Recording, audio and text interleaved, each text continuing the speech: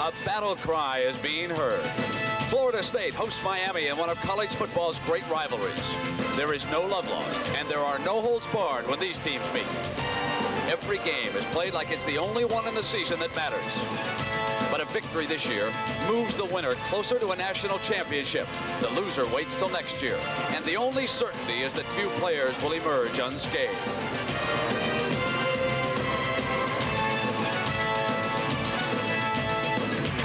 Miami has always been known for a big play offense.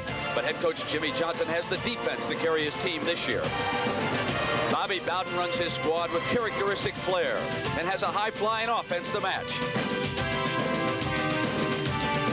Florida's most explosive teams converge to settle a score. Number 3 Miami battles number 4 Florida State today on CBS Sports.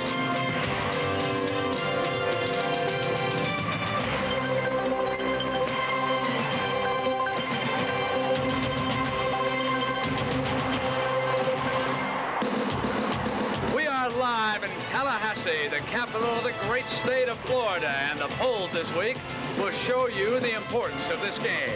Number 3, the Hurricanes of Miami take on number 4, the Seminoles of Florida State. Without a doubt, this is the game of the week. You know, some 40 years ago, Florida State was a girls' school. Then it became co-ed. In the 50s, they started building Doak Campbell Stadium. Held only 9,000 then. This afternoon, we'll have a crowd in excess of 63,000 watching today in a game that will carry ramifications as far as the national championship is concerned. Well, good afternoon, everybody, and welcome. I'm Brent Musburger. We're going to be talking throughout the day about the national championship, what this game means. But Coach Bobby Bowden of Florida State says, hold on, everybody. There's something else we got to do before we can even think about a national title. Our goal with our players has always been to let's go after them, let's try to win a national championship, you know. This is the first year we changed it. Our number 1 goal, win the state championship. That will get you a shot at the national championship. Florida State's recognized as being one of the better teams in the country. I think University of Miami is in the same position. A winner of this will go to a new plateau, and I think everybody around the country will say, hey, you know, they are for real. So you think about this state, Pat Hayden, also the University of Florida at LSU tonight. Well, let's talk about what this game means as far as the national title is concerned. Well, Brent, both of these teams are capable of winning a national championship, but I believe you have to get to the Orange Bowl to do so, because that's where either Oklahoma or Nebraska will be probably undefeated. Now, if Miami wins this game, they have the easier remaining schedule. Only Notre Dame, I think, has a chance of beating them. Florida State still has to go to Auburn into Florida, and that would be much more difficult for them. Now, Clemson and Notre Dame are both idle today. Clemson players are probably pulling hard for Florida State to win this game because the Seminoles have tough games at Auburn and also Florida. Notre Dame is watching, and they should be saying, go Canes, because they look them straight in the eyeballs in November down in Miami. Now, we're going to check in with Jim Nance, find out what's going on this busy Saturday, and then we'll come back here to Tallahassee. Jim?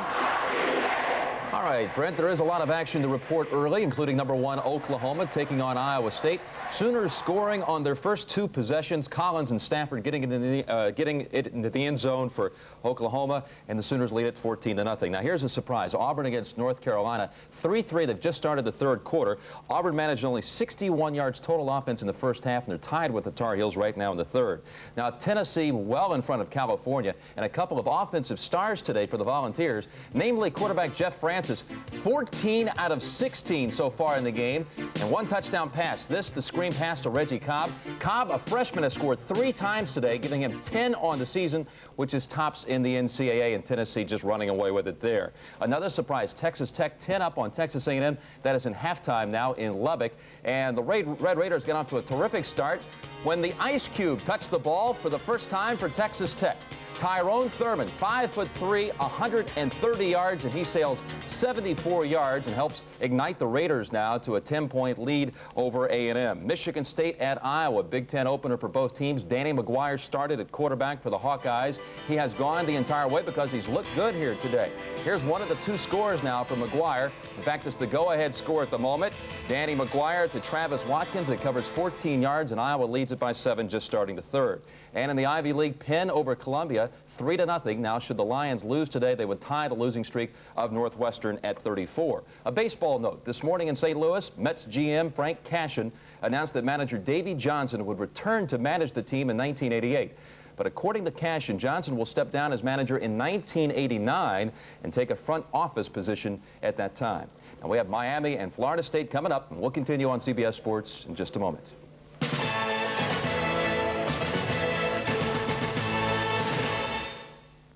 Third-ranked Miami taking on fourth-ranked Florida State. We'll take you back to Tallahassee and rejoin Brent Nera after this word from your local station.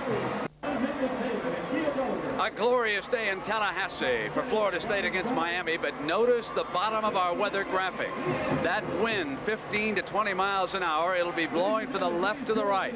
The hurricane warnings are indeed up, and the wind will affect the passing game and the kicking games here this afternoon. You know, we think about Florida State. This is one of the most imaginative teams in all of college football. They have got a great coach in Bobby Bowden. What he told us yesterday is when Miami expects us to pass, we're going to run and vice versa. That's the only way we can keep this great defense off of us. Now, Danny McManus on the left had the Seminoles ahead of the Hurricanes last year till he suffered an injury down in the Orange Bowl that knocked him out. And Ronald Lewis is his great outside flanker. Watch for the end around. We think of Miami, Pat Hayden, the great quarterbacks, Vinny Testaverde, but they're changing their image. Well, their offense has been so entertaining the last few years, we've forgotten how good their defense is. They are sensational. In 2 games against pretty good opponents, 11 sacks, 5 interceptions, and no one has scored on this defense. 4 down linemen, which you don't see much in college football. They are led by Danny Stubb. Now, he can rush the passer, and this is his kind of game because Florida State likes to throw the ball, and he's ready. I guarantee you. Take it easy, Danny. That's one of your teammates. It's just warm-ups, yeah. But he can really put some pressure on the passer. You know, they've got a great secondary, Pat. You were telling me that it's the best in college football. And for more on that, let's go to a former defensive back. Here's our John Dockery. John? They call themselves Benny and the Jets, and they are simply the finest defensive backfield in college football.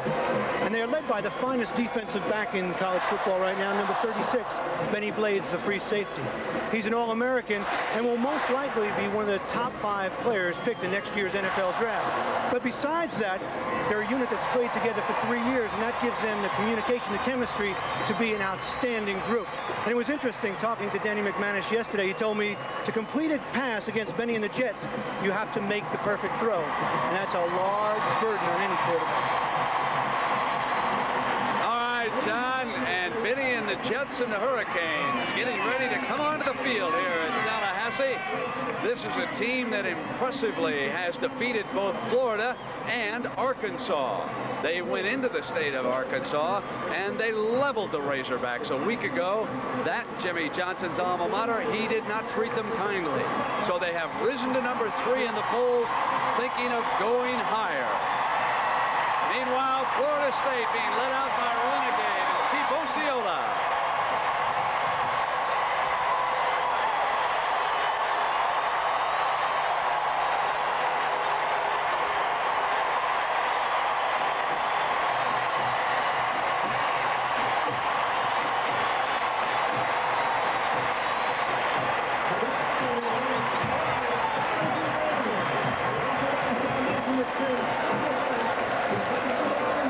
Keep in mind that many of these players at Florida State played alongside of the Miami players. They were high school teammates, and here come the Canes now.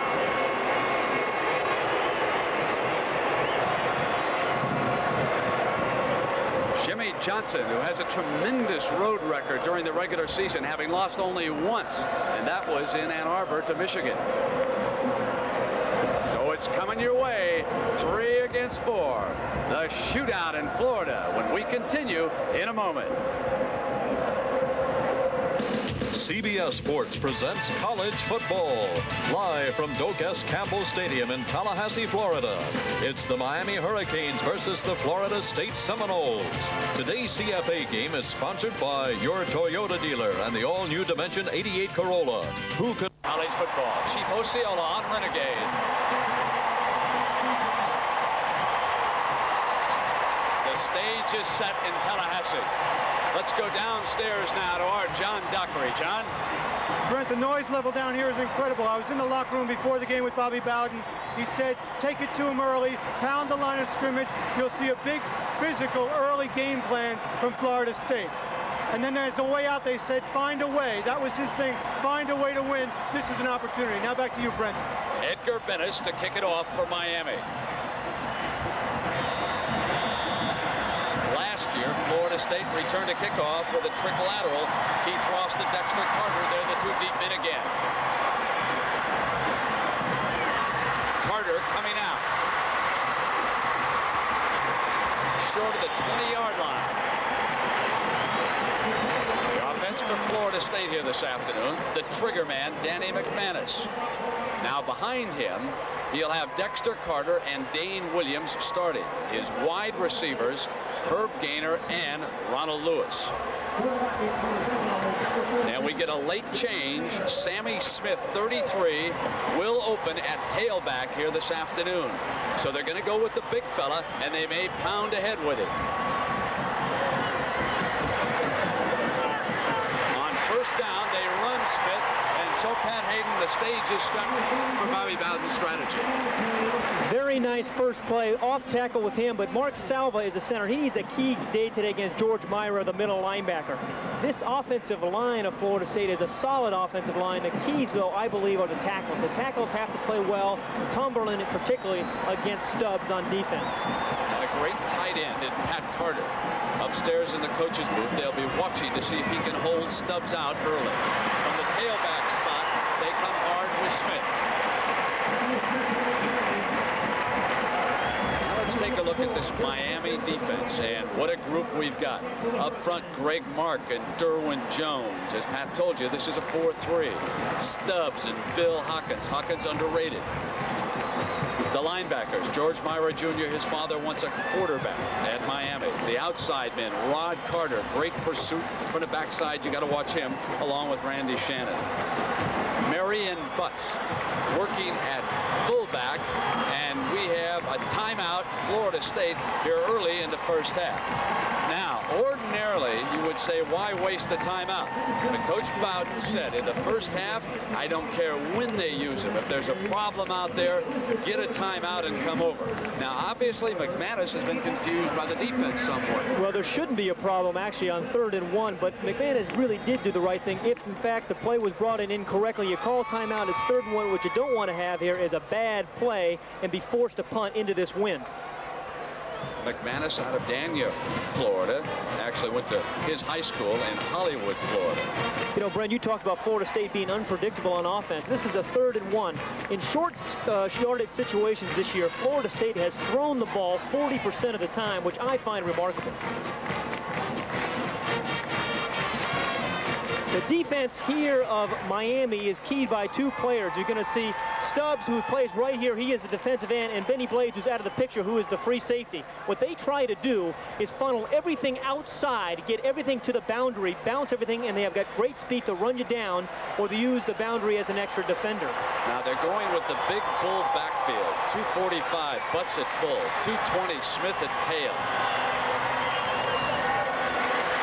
The tailback into an opening for a first down and out of bounds at the 37-yard line. First down for the Seminoles on an 11-yard burst by Smith.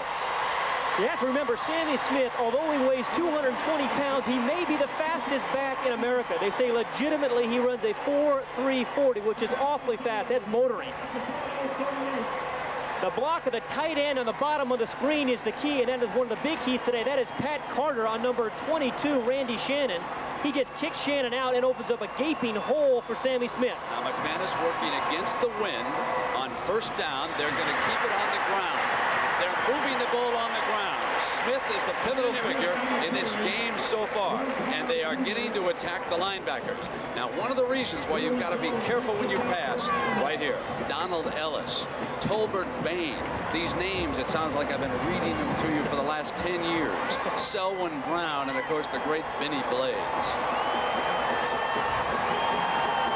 Now McManus eyeing that defense with a 2nd and 5. Running Smith. The offense defensive line at Florida State doing a marvelous job. George Myra bringing him down, and he may have another first down on that run already in this game. Well, Brent, Florida State, I can't believe it, but ran 5 reverses in one game last week. And what they've done here in this first series, on 3 different plays, they brought the flanker around and faked the reverse. They've given the ball to Smith, but everybody in the secondary is looking for the reverse. That, of course, freezes up one of the linebackers. They must stay at home also, because it's a play that the coaches and the players looked at frequently down in Miami. One of the things that may have hurt Miami is the ease with which they beat Arkansas. They'll have to strap it on a little bit tighter here. They run the fullback right straight ahead, and that is Marion Butts, a sophomore out of Sylvester, Georgia. And again, George Myra Jr. in to bring him down. We talked about one of the key blocks was the tight end, Pat Carter, against Stubbs, the All-American defensive end. This time he's just going to knock him out and take him completely out of the play. Now Stubbs does take an upfield rush. But see the big hole right there? Big hole on the right side. Stubbs is actually stunning out of the play. Dexter Carter checks in for the first time at tail. Here he is. He carries immediately into Miami territory down near the 45-yard line. It'll be third. It's going to be almost 3 yards to go for the first down. Just about 3 yards they're going to have to get out of this third down play. Carter not as durable as Sammy Smith. Smith, after all, is 220, and Carter goes about 165. So the Miami Vice, if you will, what they have done defensively so far. But this an impressive drive on the ground. 7 plays, all on the ground by the Seminoles. Here comes the end around. Lewis, the play they've been looking for, and he does not get the first down. Tolbert Bain, number 18, the first to hit him. This defensive backfield of Miami play like linebackers. Tremendous support from Bain and from Blades, the free safety. Blades, watch both safeties, but Blades and the corners are up here, and they're going to come up and support on the reverse. Now, they're very plain discipline. They stay at home. The bottom of the screen is number 18, Bain. He turns it inside, and right there is Blades to make the stop short of the first down. Bad snap to Rick Tootin, the punter, but he gets it off. He made the best of a bad snap, and it's down on the 10-yard line. Cleveland Gary, the punter, who punted for Miami's national championship team. Rick Tootin just saved the moment. We'll be right back. Well, will they play? The NFL returns tomorrow on CBS Sports. Not only did Rick Tootin punt for Miami their championship year of '83, but this summer he lost 20 pounds battling a form of tuberculosis. And here he is with a low snap coming away with a line drive punt.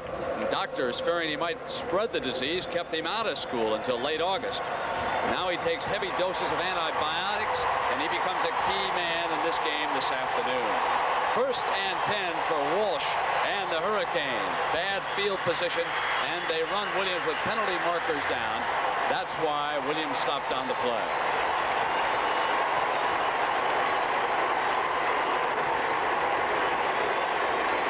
And give that penalty to the crowd, Brent. It's awfully noisy down there, backed up into the end zone. Steve Walsh, the first thing he did when he ran on the field was talk to the official about the crowd noise. Now Steve Walsh and the offense. Dead ball, movement of the offensive line, just the offense. Still playing first down. A 1st and 15 from the eye with Bratton and Williams behind Walsh. Williams again. He broke the first tackle. Now let's meet these gentlemen. Walsh, the quarterback, you know that story. He replaces Testaverde. Bratton moves from tailback to fullback, but he's been there before. The wide receivers are superb. Benny's brother Brian and Michael Irvin, 47. And they're in a jam right now, Pat Hayden. Miami has been absolutely unbelievable on offense. As you can see, 25 possessions and 15 scores. And Steve Walsh has pulled the trigger, made all the right decisions in his first 2 games. They run Williams on the delay into the middle. Not wanting a mistake, not wanting to turn it over down here. And that offensive line, Pat, what about this line? Rod Holder takes over center this year. They are excellent pass protectors, Brent. What happens here is they go toe-to-toe, and you get very little pressure on the quarterback from the inside, and a very good tight end as well. Now it is 3rd down and 11 yards to go for Walsh and the Canes.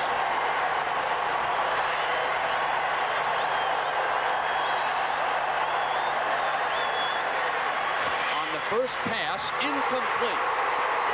Blades with a hand on it, and Deion Sanders, number 2, ripped into him on that side. One of the best corners in college football. Now, get ready for an all-out attack on the punter. This is Florida State's specialty, and they have had Fiegels backed up here before. Look at that statistic. 22 punts and 6 field goals, and they got to Fiegels twice a couple of years ago here in Tallahassee. Pegues, the center, he's had some problems. It's a good snap. Under pressure, it's partially blocked. I believe somebody got to it. It'll go out of bounds inside the 50.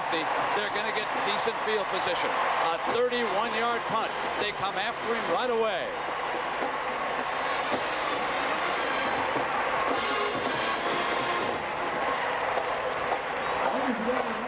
Of it. No, but they hurried the punt. There was pressure right here from number 37, Stan Shiver, and Eric Williams, number 17, from the outside.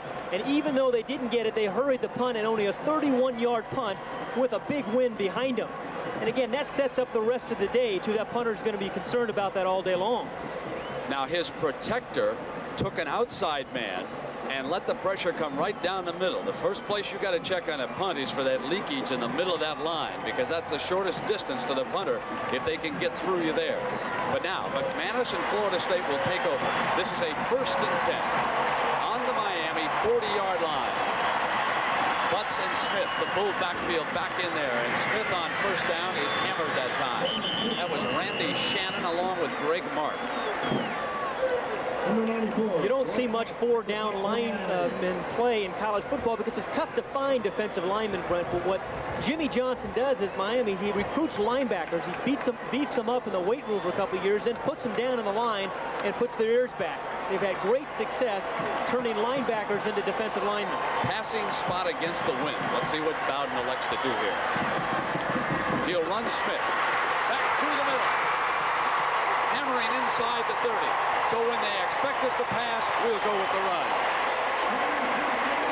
Bobby Bowden's offense is always going to keep you on your heels.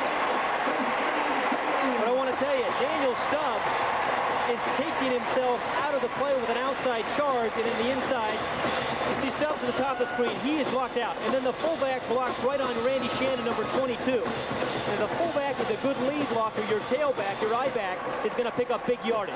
Pat Carter is doing a sensational job at tight end. We had heard he was All-American caliber, but he has been great. Oh, tremendous defensive play by Bill Hawkins, number 54. One-time high school teammate of Danny McManus. He just ripped in there that time. They both played in Hollywood, Florida.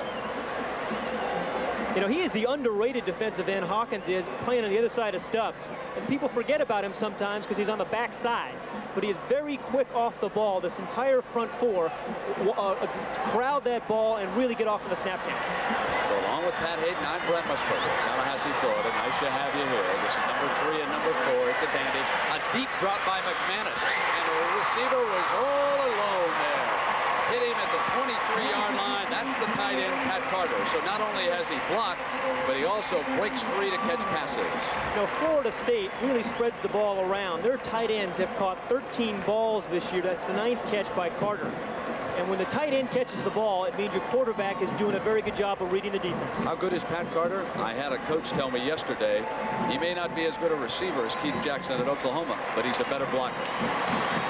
This is 3rd and 5, and Dexter Carter comes in at tailback. This is Carter. He's cut off. Great defensive pursuit, and Daniel Stubbs makes the big play. The old Stubbs was on the weak side of the formation, and again, that is his forte, chasing. Stubbs is number 96, and he's just going to chase down the line of scrimmage and use that tremendous speed he has to run the play down. Remember, the man is 255 pounds, but he is quick. That's what makes him a great pass rusher. They may have to keep Carter covering him all game. And now Schmidt will attempt a field goal of 40 yards. Bad snap. Ball is free at midfield. Miami scoops it up on the run, and now Danny McManus comes back on it. It'll be Miami's ball right there. That was Randy Shannon who scooped it up in midfield. And McManus hustling back, but a break for the Hurricanes. Well, this is incredible because Jimmy Johnson was so concerned about his snappers snapping the ball over the kickers and punters' heads. And here it comes through. It's actually over and to the outside. McManus is just trying to pick somebody out, and there is Randy Shannon to make the play. McManus is just trying to make something good out of a very bad situation. All right, 1st and 10 for Walsh. There was something unusual about that snap. We're going to show it to you again. I think McManus was checking for a spot and didn't expect the snap. I think the snap was a good one. I want to check it again. On 1st down, this is Williams, and he's buried by the Seminole defense, led by Eric Hayes. Pat, pick up this telestrator and center McManus where he's looking. Here's the snap. Now watch McManus on this, everybody. Let me see if we picked up something here. I think he's looking at the spot when the snap comes. You bet he is. Yeah, he never right. even saw it coming. Yep. He did not signal for the snap, and they hiked it to him, and that's what the problem was. And that's the center's fault. His responsibility is to wait till the holder gives him the signal. Now we've got a 2nd down for Walsh. He'll pull out and throw it. Remember, he's the wind at his back. And he hits the tight end Henry inside the 15-yard line. They get a 1st down. Miami threatening to score first. Well, both of these two teams effectively use the tight end. Charles Henry caught 6 passes a week ago, and I want to tell you, when you've got a guy like Michael Irvin on the outside, you've got to be able to get the ball to your tight end because they're going to double up on your outside guys. So the Seminole defense under severe pressure here with 4:40 to go in the 1st quarter and no score. Williams sweeping behind Bratton, and the Seminole defense was equal to that task. Greg Newell came up from the free safety spot, number 40.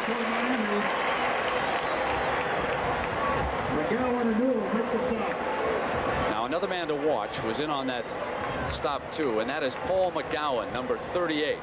He's the linebacker and their leading tackler in this defense. They'll try to funnel things into his hands if they can. 2nd and 10, and days gone by. This was automatically a passing situation for Testaverde. Let's see what Walsh comes up with. They'll run out of it. They sweep Bratton. He cannot get the corner. Deion Sanders, the All-American corner, was there to haul him down, and they exchanged pleasantries there at the sideline. Okay, this Florida State defense can run as well as the Miami team. They bounce the ball outside. That was supposed to go off tackle, but it gets bounced outside and pushed to number 2 Sanders. You're not going to outrun him. Bratton's a pretty big back, but it's a good job of tackling there by Sanders. Goes high on him. Now the 3rd down. The ball is at the 11-yard line. They can get a 1st down inside the 5. They will have Brian Blades, Mike Irvin, and Andre Brown for this 3rd and 7. This formation shows Irvin in the slot as they back away from it momentarily. He's out to the left side of your screen. Now Walsh, who's having some difficulty being heard. Blades is 9 to his right. The call is at the line of scrimmage. He wants to be heard. Gets his protection, incomplete. Irvin had not broken to the spot that time, Pat. It was very good coverage by the entire secondary. He called the audible thinking that he could get the quick out, but exceedingly good coverage. Everybody is sticking. Irvin's the man in the slot. He believes he can get him on the out route. See, there's a little bump there. He is not taken off, and the defensive back is right there on Irvin. No place to throw the ball. Now it is Miami's turn. A 29-yard field goal attempt. And the punter, Fiegels, is the holder for Greg Cox.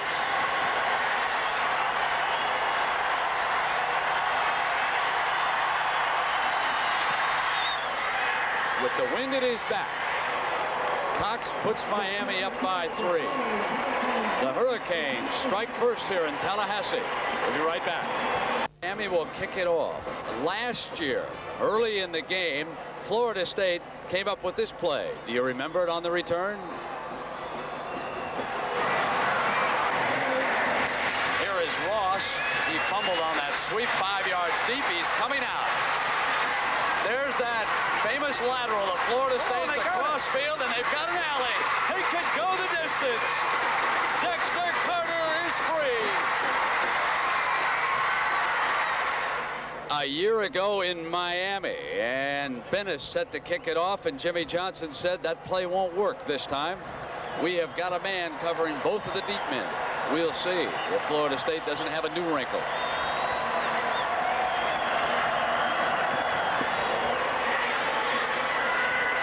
Well, that's one way.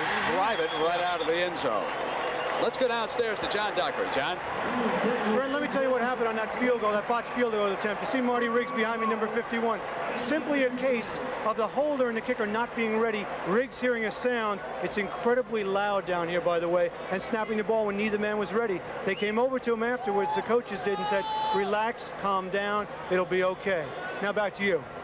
That sometimes they don't use sounds on field goal. Yeah, you really don't. Usually the quarterback with the guy who's holding will give you a hand signal that he is ready.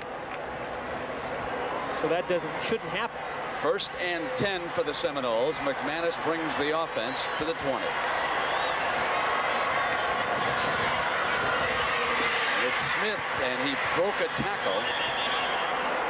Well, when you think about what Sammy Smith could become as a tailback, he is one who possesses world-class speed, and he weighs more than 220 pounds, and they have been waiting and waiting here in Tallahassee for Smith to blossom.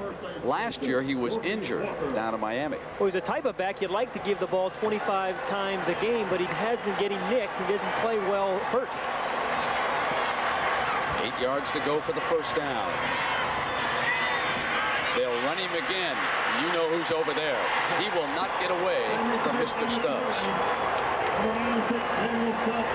I think the way Stubbs plays, Brent, you have to run inside of him because he takes that tremendous upfield charge.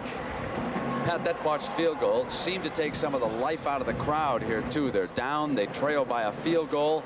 And now Stubbs coming alive. So he's playing outside shade on the tight end. Very difficult to run outside on Stubbs.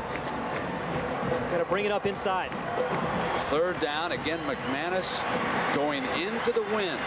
And it's a stiff one. Off the draw. They run Smith. Great run by Smith. He breaks free. Goodbye. Oh, a tremendous tackle. He caught him. Bubba McDowell came after him and wouldn't quit.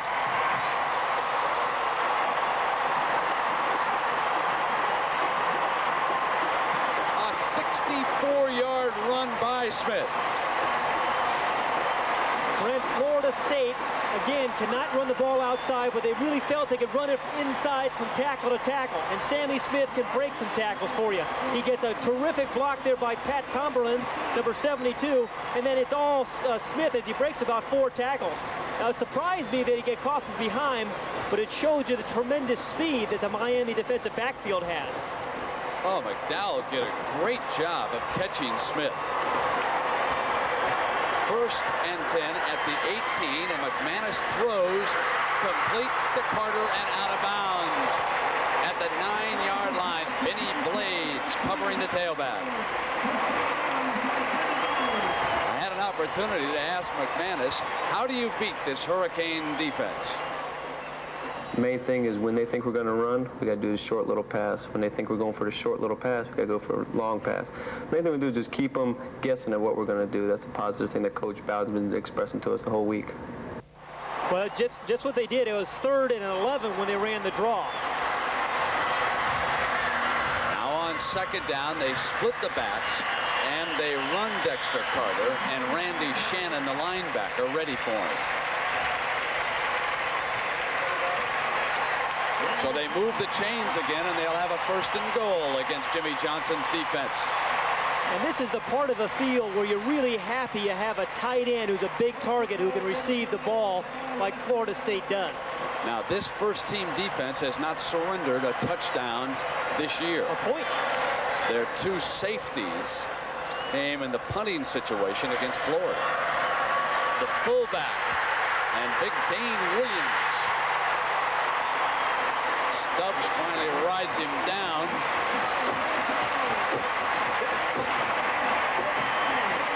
Dane Williams he's going to carry the defensive lineman Stubbs about 4 or 5 yards, but Dane Williams is a great short yardage runner. 6 touchdowns already this season. Now Stubbs brings him down from behind, but he's 250 pounds, but Williams says no. And that's all determination down to the 2-yard line. The power backfield, an extra tight end giving them 3 as the referee runs in as time runs out on the first quarter. We've come to the end of the first quarter. Miami leads, but Florida State is threatening. College football on CBS returns after this message and a word from your local stations. It's the game of the week in college football, and it's here on CBS. 3 versus 4. Miami strikes first with a field goal in the opening quarter. Now, on a great run by Sammy Smith, who rushed for 103 yards in that first quarter, the Seminoles of Florida State have the ball at the 1-yard line. Second down. They rushed 17 times and passed only twice in the opening quarter. Dane Williams, the fullback, has been the short yardage burst man for the Seminoles. Here he comes behind the middle of the line with a second effort for the score.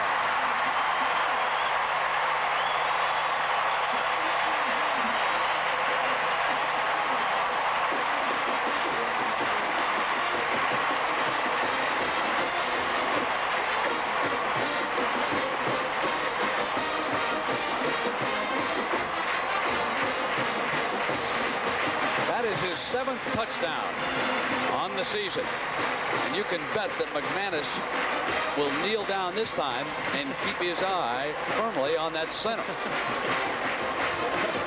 Derek Schmidt set for the extra point. Perfect. This was a great drive, Brent, because they did mix it up. They got the big run, of course, from Smith, but mixed in 2 passes. It was culminated by this offensive line push. Good surge, no penetration there by that big defensive front. And then the last half yard was all Williams. Good block by Salva, the center. He gets off very quickly, cuts off his man, and Williams fights his way in for 6 points.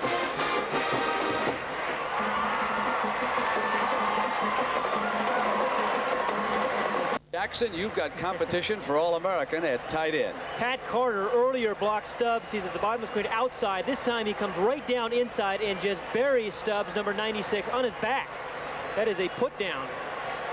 And Pat Carter cleared the way for Williams. He's done a sensational job of blocking here in the first half.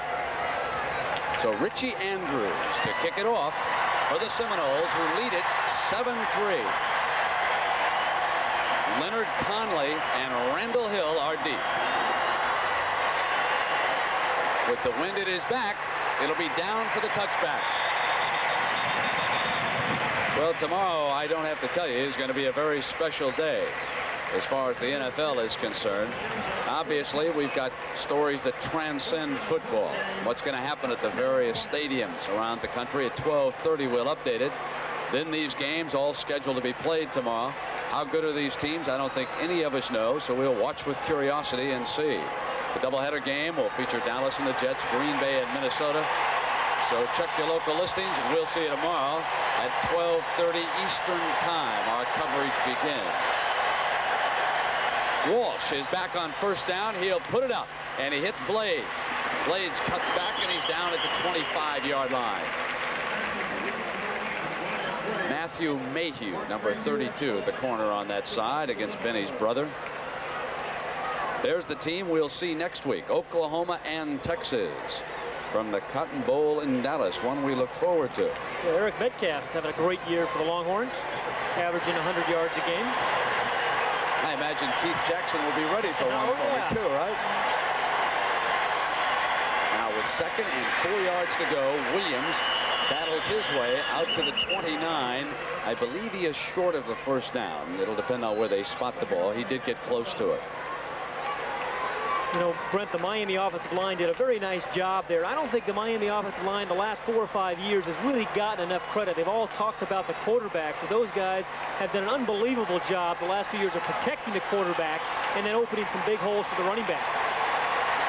Double tight end on this 3rd and 1. Roberts and Henry to lead the way. Bratton is the fullback. Calling an audible. Dangerous on 3rd and 1. They'll run Williams, and he slips. He slips on 3rd and 1.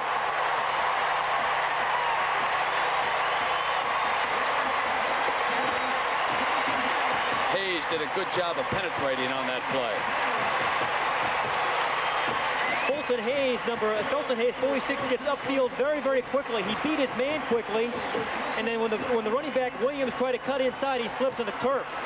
Now another punt for Jeff Feagles, who was under heavy pressure, and this time he's going into the wind. Just does get it off, and the Seminoles are getting closer and closer.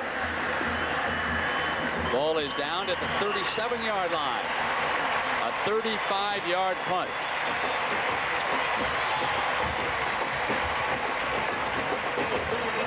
We talked about a lot of these players having grown up together, and they grew up down in South Florida. Now here's where these two schools are located, Tallahassee, the capital of this great state. A breakdown of the recruits shows this. Miami pretty much stays at home. Florida State roams down into South Florida and came away with 13 players. So those 13 are seeing many of their former teammates and competitors from the high school battles. Or the state of Florida lately has turned out so many great football players. There's complete on the far side to Pat Carter, who is out of bounds at the 47. An 11-yard gain. What a weapon to have a tight end who blocks like that and then gets out and can catch. And he's at the right of the screen right down, and the reason he's open because the wide receiver on that side, Lewis, is double covered by the corner and the strong safety. And a nice read by McManus. He comes back and sees the free safety is taking away the outside receiver and dumps the ball there to Carter. Easy throw. Out of Sarasota, over on the West Coast. First down. And Carter stopped at midfield. But you can see why this Florida State offense is difficult to defend, because we've seen a little bit of everything. We've seen reverses, we've seen throwing the ball downfield, we've seen the tight end catch the ball, we've seen some off-counter plays and some power football. They give you a lot. McManus played his high school ball down in Hollywood at South Broward High School. He has the wind at his back, and he's in a passing situation, but they have been running on passing downs. This time, they will not. Quick throw over the middle, complete. So Carter with another reception. Let's check in on the Michigan State game, and here's Jim Nantz. Well, Brent, a surprise brewing in Iowa City. 3rd and 4 here for Michigan State. Bobby McAllister hits Mike Sargent for the touchdown. 2-point conversion failed. However, the Spartans lead it with 8 minutes left. Let's go back to Brent and Pat. Bobby McAllister plays his best games at Iowa. I was in there a few years ago when he played havoc with the Hawkeyes. McManus will set the screen, and it's to Williams, the fullback. He's got a first down and then some. Busts inside the 35. Down to the 32-yard line before Myra brings him down. A 15-yard gain and a good play call. I'll tell you, a tremendous athletic play by Dane Williams. Then we saw him run tough down inside to score the touchdown. Here you're going to see a great catch. Then he picks up a terrific block by his center, number 63, Salva, and the wide receiver, Lewis. But watch the catch. I tell you, he's got very soft hands for a guy who can power the ball at you, too. 220 pounds. A couple of nice blocks by Salva and Lewis. Gainer and Lewis are the wide men. McManus under pressure, avoids it. Incomplete, a dangerous throw. That was almost intercepted by Rod Carter. Bad decision for Danny McManus. Stubbs was coming after him. He would have been better off to chuck it out of bounds and not risk the interception. What's interesting, Bobby Bowden told us yesterday his philosophy with his quarterback is do not get sacked on 1st and 2nd down. Throw the ball away, but as you said, throw it out of bounds, not on the playing field. And I can remember you being pursued by Too Tall and Randy. And they caught me most of the time, too, didn't they? Here's second down and 10. Split backs for McManus. On the delay, it's Carter. Zigzags his way into the arms of George Myra Jr.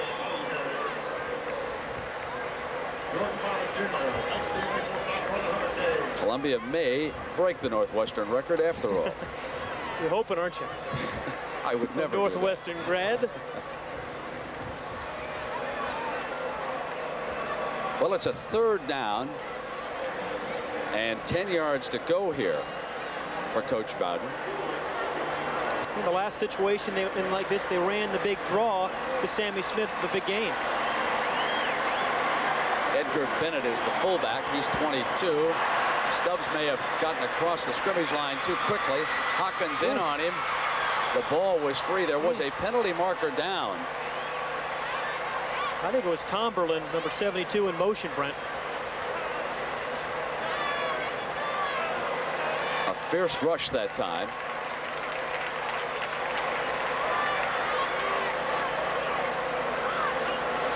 And that's what Stubbs is motioning, that it was encroachment.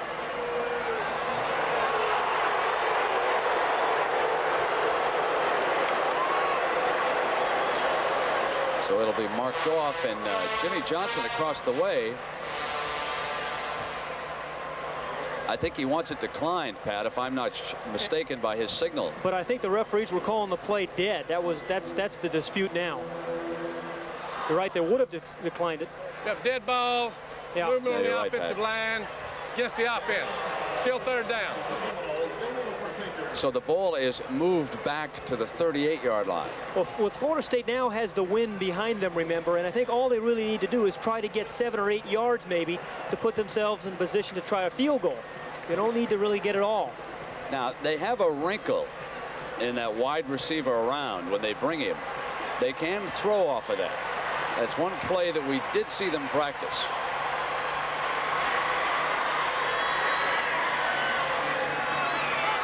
Instead, they run a draw play, and he is stuffed. Ooh. Carter couldn't find any running room that time. Mr. Stubbs stuffed him too, Brent. 9 minutes and 42 seconds remaining here in the first half. Florida State leading Miami by a score of 7-3. Along with John Dockery and Pat Hayden, I'm Brent Musburger. Number 3 Miami against number 4 Florida State. Tootin's punt, and it'll bounce down at the 1.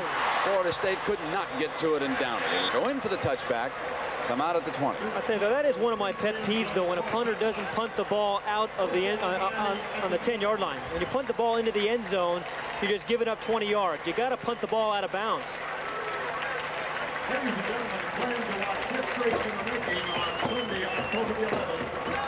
Smith's 64-yard run. The Seminoles have gained only 7 yards on 6 carries. What about that story, John Dockery?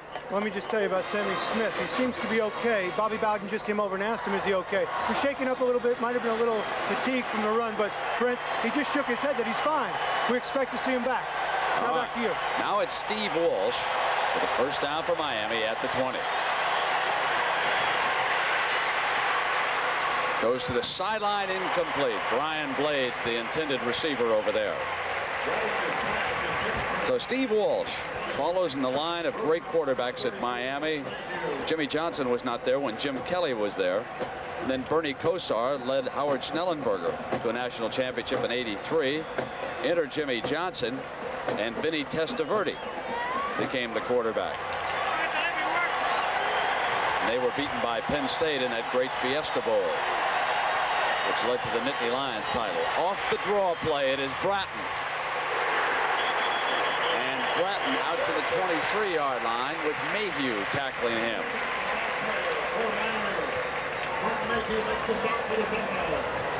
Oklahoma again impressive, and they figure to stay number 1. Auburn with trouble. Tennessee's a pretty good ball club. Penn State on the comeback. They've got an appointment up in Syracuse in a couple of weeks that might be interesting.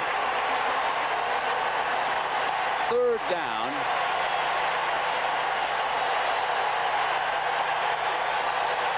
Walsh changing the call. He's got 6 yards for the first. This is Williams. It was well defended. Individual effort by Williams, but Kevin Grant, the linebacker, number 47, got in on him initially. Steve Walsh audibled here to the option play. He thought he could get the ball outside, but there's too many defenders on the perimeter of the defense. When there are that many red jerseys on the outside, you got to run the ball up inside the tight end. Well, the Seminoles have been close, rushing Fiegels twice. Let's see what happens this time. There's a lone back, a 10-man front. Gets it off high to Sanders, a superb punt returner at the 35. Beautiful return by Deion Sanders to the 48-yard line. A 16-yard return off a 38-yard punt, giving McManus and the Seminole offense good field position. So, Pat, how about an overview of this game for these two teams? We'll break away for a commercial. We'll come back, and we'll do that in a moment. To the governor of the state of Florida here in Tallahassee. Early on a Saturday morning, you can walk downstairs, then you can take a pleasant walk and come on inside Doak Campbell Stadium. It's the hottest ticket in Tallahassee. Now, Pat, an overview on this game so far. I've really been surprised how well Florida State has run the football. We expected them to throw the ball well, but I'm really surprised they've had the big play by Sammy Smith. Now, Victor Floyd, his first appearance this year, slowed by injuries. He has checked in at tailback, and they run Edgar Bennett, the fullback, straight ahead.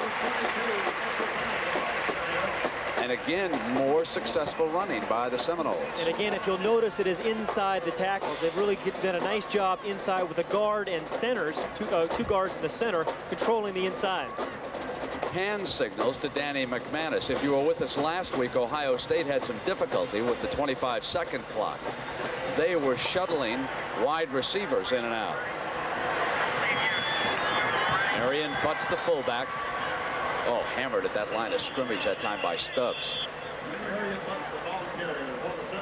I tell you, Stubbs' upper body is so strong. When you see him just practice, he's got those huge hands, and he just can just push you over and make the play.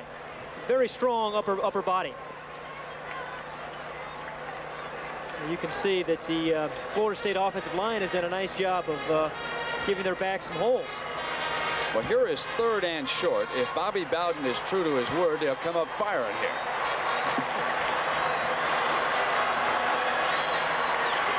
Oh, great play by McManus. First down. They are just so difficult to defend. The impromptu, the unexpected play is just very difficult to defend. You're going to see McManus right here. He's the quarterback. He's going to fake the ball and then just run a naked bootleg. Now, again, it's a 3rd and about a 2 or 3 situation. Everybody's expecting either your tailback to get the ball. They set this up by running the pitch earlier, and then he keeps it himself on the backside. That was so good, you wonder if he even told the team what he was going to do that time. Boy, that was carried out. Now Floyd with his first carry to the 33-yard line, and Myra tackles him. When an offense does that, runs reverses and bootlegs, the weak side linebacker must stay at home, or Bobby Bowden will continue to do that to you. So Victor Floyd, 3 deep at that tailback spot behind McManus.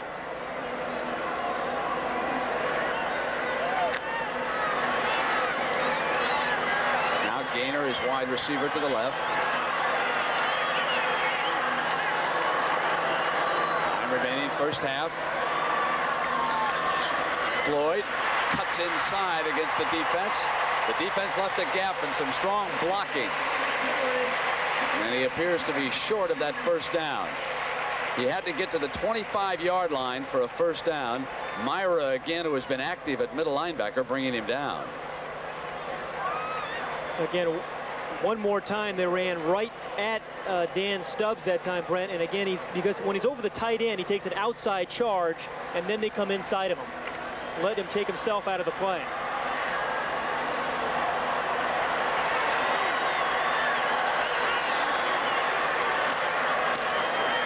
They run Bennett, needing to get to the 25-yard line.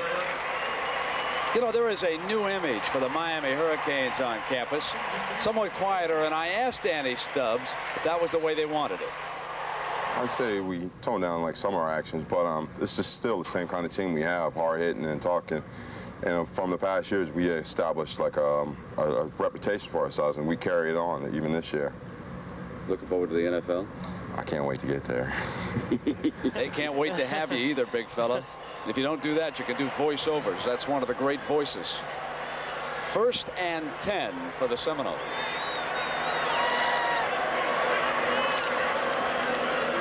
They run the delay with the tail. Victor Floyd, the junior from Pensacola. And again, it is Myra. He's having himself a day. Well, in a 4-3 defense, your middle linebacker has to be a guy who can run, who can play both the pass and the run. And Myra has done that this year for the defense. Covers a lot of ground inside. 9 tackles already with his father here in attendance. Those of you who remember his dad as a quarterback, he was one of the most entertaining quarterbacks in college football. He could dazzle you with those moves. Sammy Smith's back in. Let's see if they go to him right away. They do, faking the end around. And Smith gets to the 20-yard line where Jimmy Jones was there. So again, they bring the fake of the end around, and somebody has to go with him defensively. Let's present this week's Toyota Leadership Award to those players who've been singled out for outstanding performance in the areas of team contributions and academics. Today's leadership winners are, from Miami, Selwyn Brown, their strong safety. He's a business management major from St. Petersburg. And David Palmer from Florida State, a pre-med major from Tallahassee here. Toyota donates a check for $1,000. A quick pass coming outside to Edgar Bennett is incomplete.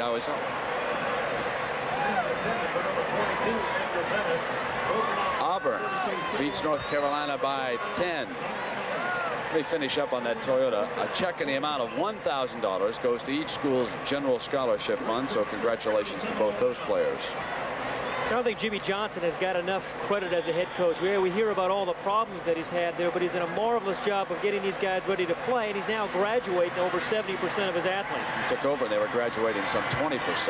That's a tremendous improvement. The snap is bobbled, but McManus gets it down in time for Schmidt. He kicks a 36-yard field goal.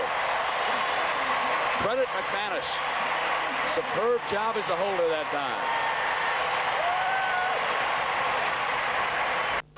So that's next Saturday. Here the game of the week, Miami and Florida State, with the Seminoles leading 10-3, and Andrews set to kick it off. And now we're going to see Miami trying to come from behind with the young quarterback. That's a different position.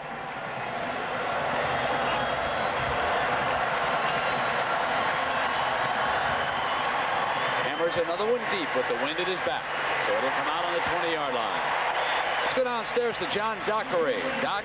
Thank you, Brent. I'm with Jamie Dukes from the Atlanta Falcons, the center, and of course you have an unexpected weekend off, an unwanted weekend off. What's the status of the strike now? Well, as of right now, I think things are still up in the air. We're hoping for some movement. Supposedly sometime this weekend we're supposed to be getting together with management, and hopefully things will work out. Is Atlanta holding together?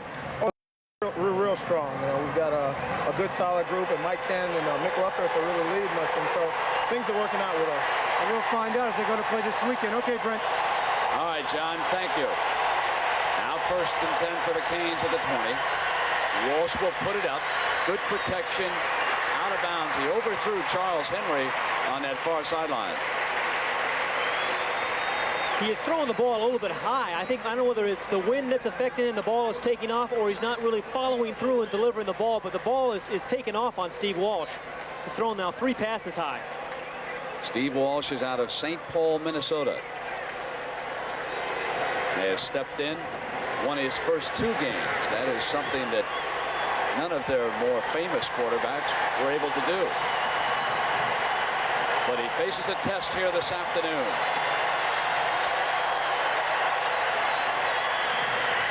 Again, good protection down the middle for Blades, complete, and Brian Blades still battling, comes down at the 45, and he juggled the ball on that last hit. That's a 26-yard gain. The things that have always impressed me about these Miami receivers is their ability to go over the middle. They're fearless. They're very tough receivers over the middle. And watch the good protection here for Walsh, and then he's going to step up into the pocket. We talked about the protection that all the quarterbacks receive. This one is well thrown over the middle, and then Blades out-toughs some defenders there for 2 more yards. On first down, under pressure and brought down by Shelton Thompson, number 93.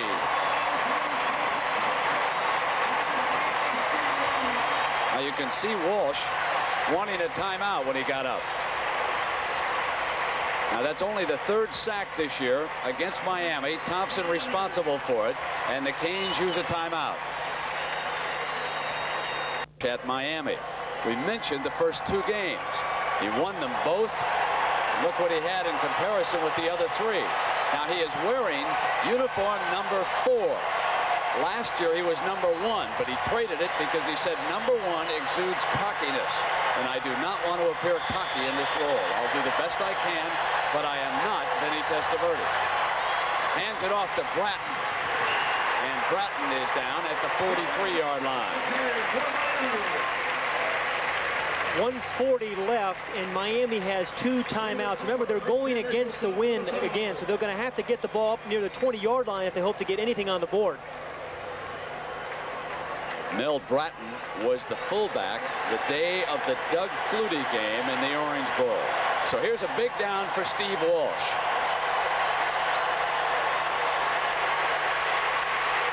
He steps up beautifully to Irvin. Complete. They convert their first 3rd down situation. Clock is stopped as the chains move. A 22-yard gain. That was a sensational patience. The slot man here is Irvin's going to come down and run the post, but the key really was when Walsh stepped up into the pocket. Without a huddle, they move quickly up. And the whistle sounded on the play. Before the snap, there was a whistle. Walsh takes that opportunity to go over to the sideline as the Seminoles call the timeout alertly before the ball was snapped. Now let's take a look at these 2 fine schools, Miami and Florida State, which is located right here in Tallahassee. It's critical here. We got 2 timeouts with 1:10. There's plenty of time to run and throw the ball. Great pattern by Irvin, stops the clock as he stepped out of bounds there. An 11-yard gain. He also got the first down.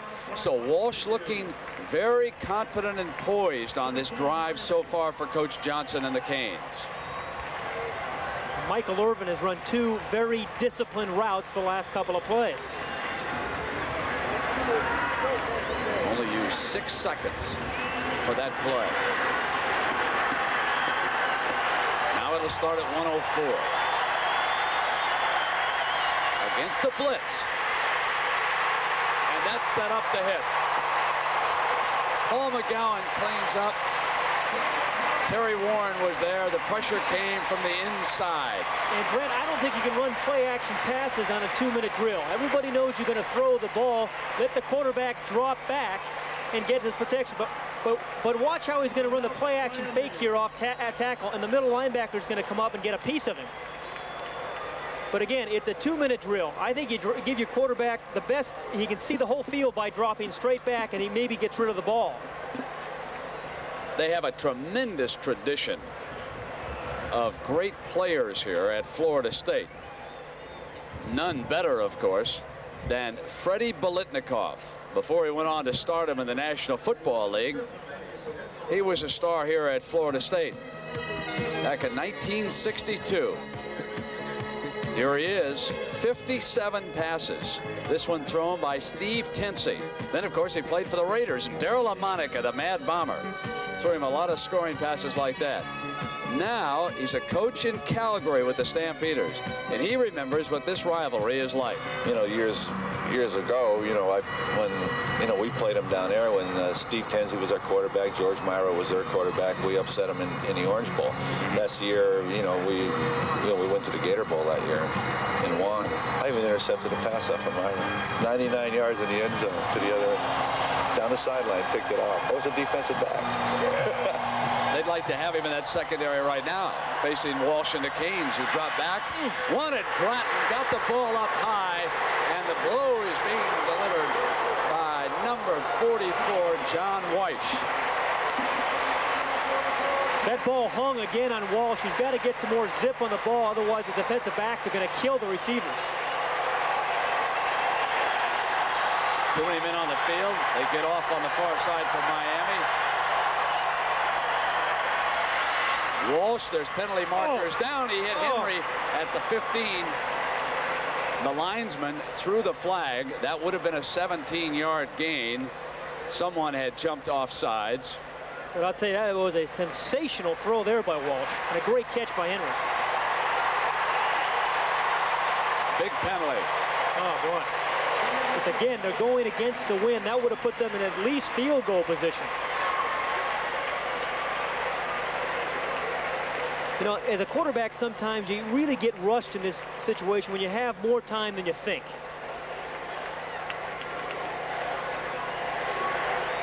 Now the ball is put down at the 38. So this will be a 3rd and 24 for Walsh. Pick up maybe 10 or 15 yards, use a timeout, and kick a field goal. What was critical was that penalty might have taken them out of field goal range going into the wind. That's what's going to hurt even more. Walsh against heavy pressure, incomplete. The rush was on that time. Stan Shiver, a safety blitz. Florida State, here is Shiver right here. Florida State puts most of their pressure on the passer out of the nickel defense, and that's what this is. Shiver lines up like he's going to be covering the back, gets a nice jump on the ball, and then beats the tackle to the outside. Walsh had Irvin open, but Walsh had to throw it before he wanted to. 6 seconds and 4th down, and there's going to be a timeout called here by Florida State. So they're out of field goal range against the wind. And Walsh will take the opportunity to go across the way and confer with the Miami coaches. And of course, coming up at halftime, the Prudential College Football Report with Jim Nance. A lot of football this weekend. Tomorrow, such a rare day. Pat, do you have any thoughts about what we might see tomorrow around the NFL? Well, I'm afraid you're going to see a lot of violence outside the stadiums. Well, let's hope not. These are the games that are scheduled to be played. And it is a doubleheader day on CBS. Dallas against the Jets and Green Bay against Minnesota. And we'll be on the air at 12:30 Eastern time to see what the situation is at the time. You know, Brent, when you were talking about Freddie Bolitnikoff a little while ago, he defined the term possession receiver. How many 3rd and 6 and 8 passes did he catch over the years, not only here at Florida State, but in the pros as well? Walsh with the headset on. He is checking with the offensive coordinator up in the booth. Now it is 4th and 23. Your philosophy here is maybe either throw the ball into the end zone and maybe come up with a big play with Michael Irvin, or perhaps a penalty, which would put you in field goal position. That's their 2 hopes. 6 seconds.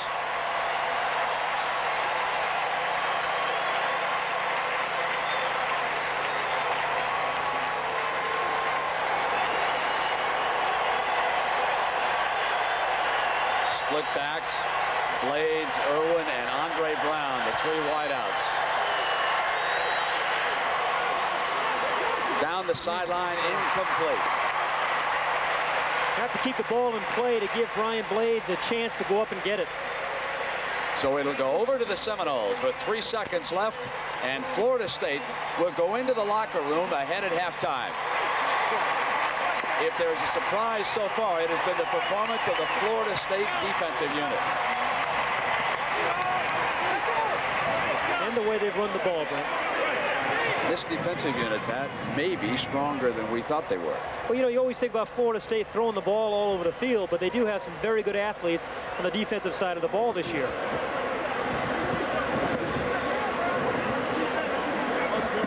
Well, Miami scored first, and then it was that man right there, Sammy Smith, who turned the game around.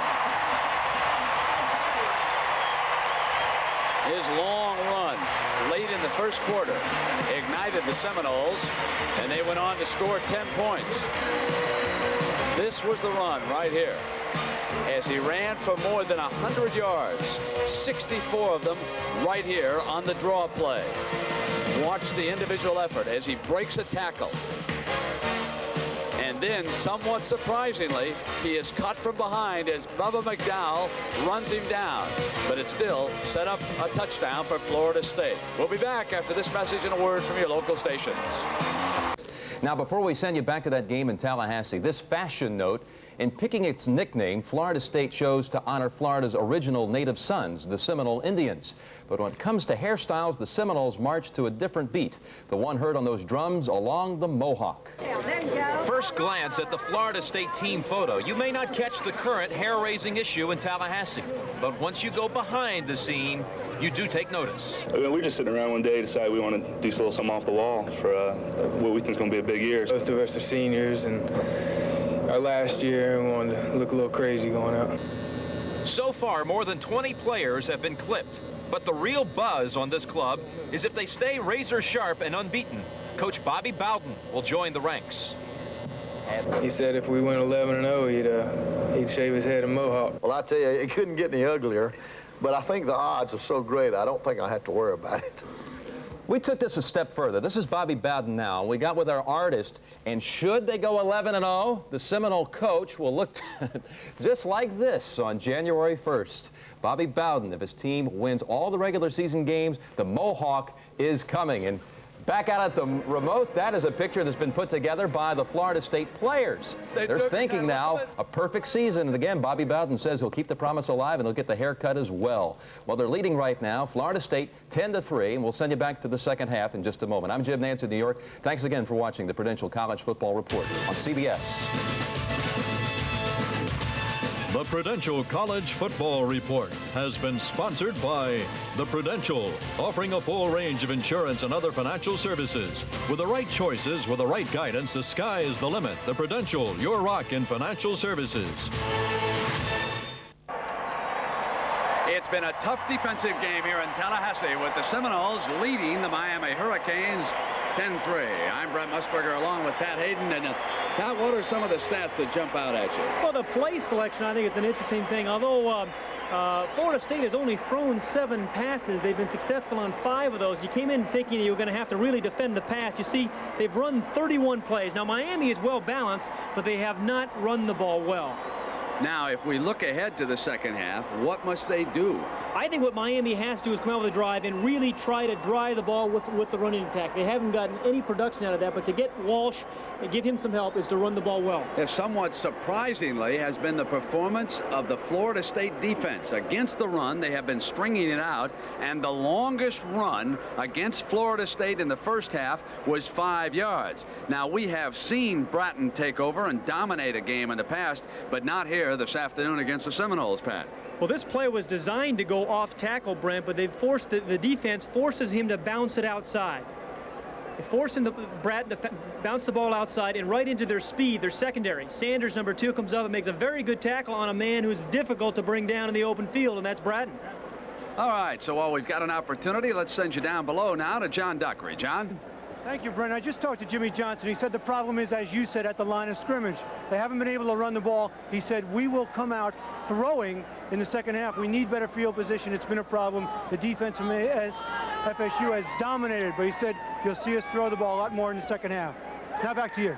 All right, John, thank you. Well, Jimmy Johnson normally has had difficulty with Florida State in the first half. Nothing unusual there, but we'll see if they can rally after this break and a word from your local stations.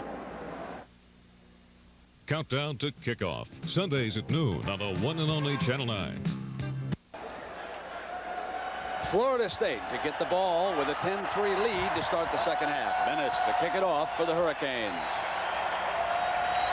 The wind at Miami's back, which means that Florida State will have it there for the final quarter. A very important factor.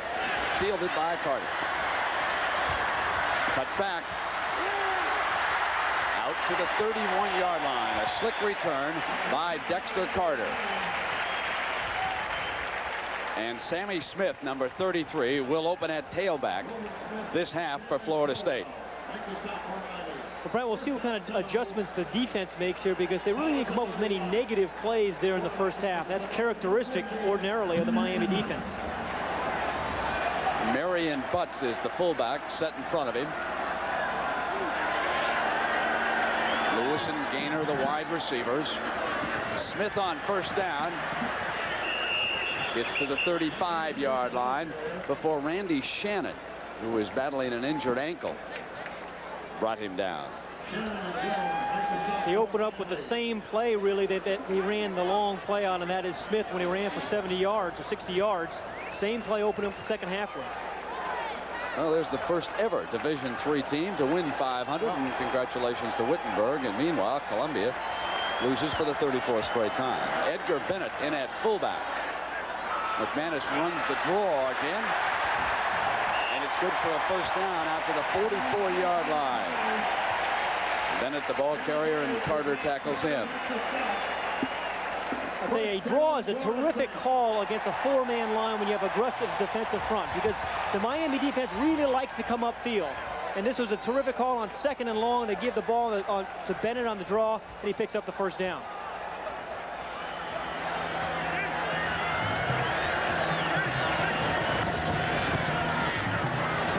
Good defense against Bennett that time. They were ready for him.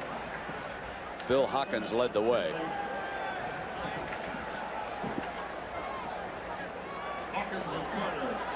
So this will be a passing situation on second down. And it was in a similar setting against the wind that Florida State shocked Miami with a draw play that bolted free for 64 yards.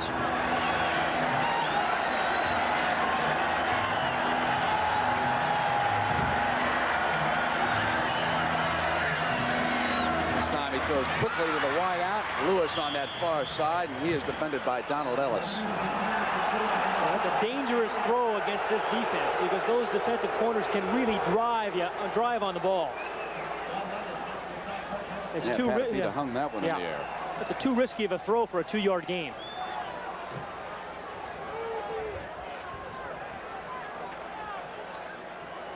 Now a 3rd and 7 situation. Florida State earlier in the first half threw a screen pass here, Brent, to Dane Williams for a big play.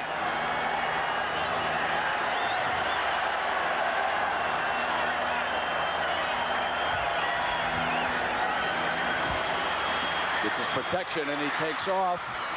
Dumps it to the tight end. Great catch at the 40 by Pat Carter, number 85. 13-yard gain for a first down. Danny McManus does a nice job of buying himself a little extra time here. A very good rush by the Miami defense. He steps up into the pocket, avoids a little bit of rush, and then finds Carter. Then he'll make a terrific catch, and actually he's signaling that he catches the ball before he even hits the ground. Carter is playing like an All-America here this afternoon, isn't he? 1st and 10. Some great tight ends in college football. We'll see Keith Jackson next week. And they bang with Sammy Smith. And a big back. Brought down by Selwyn Brown.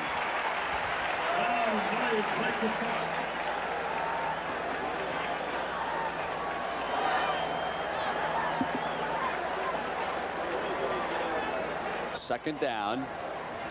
And about 4 yards here for the first down. McManus getting the play from Bobby Bowden's sideline.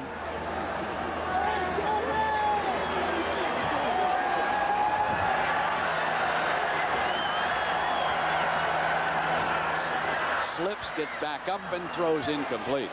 Pat, what's interesting is that in passing situations so far in the second half, both of Bowden's backs have been going out into patterns, which means that the coaches upstairs think that that offensive line can handle the rush. Well, they're running short routes, too, and McManus has done a nice job of getting rid of the ball quickly.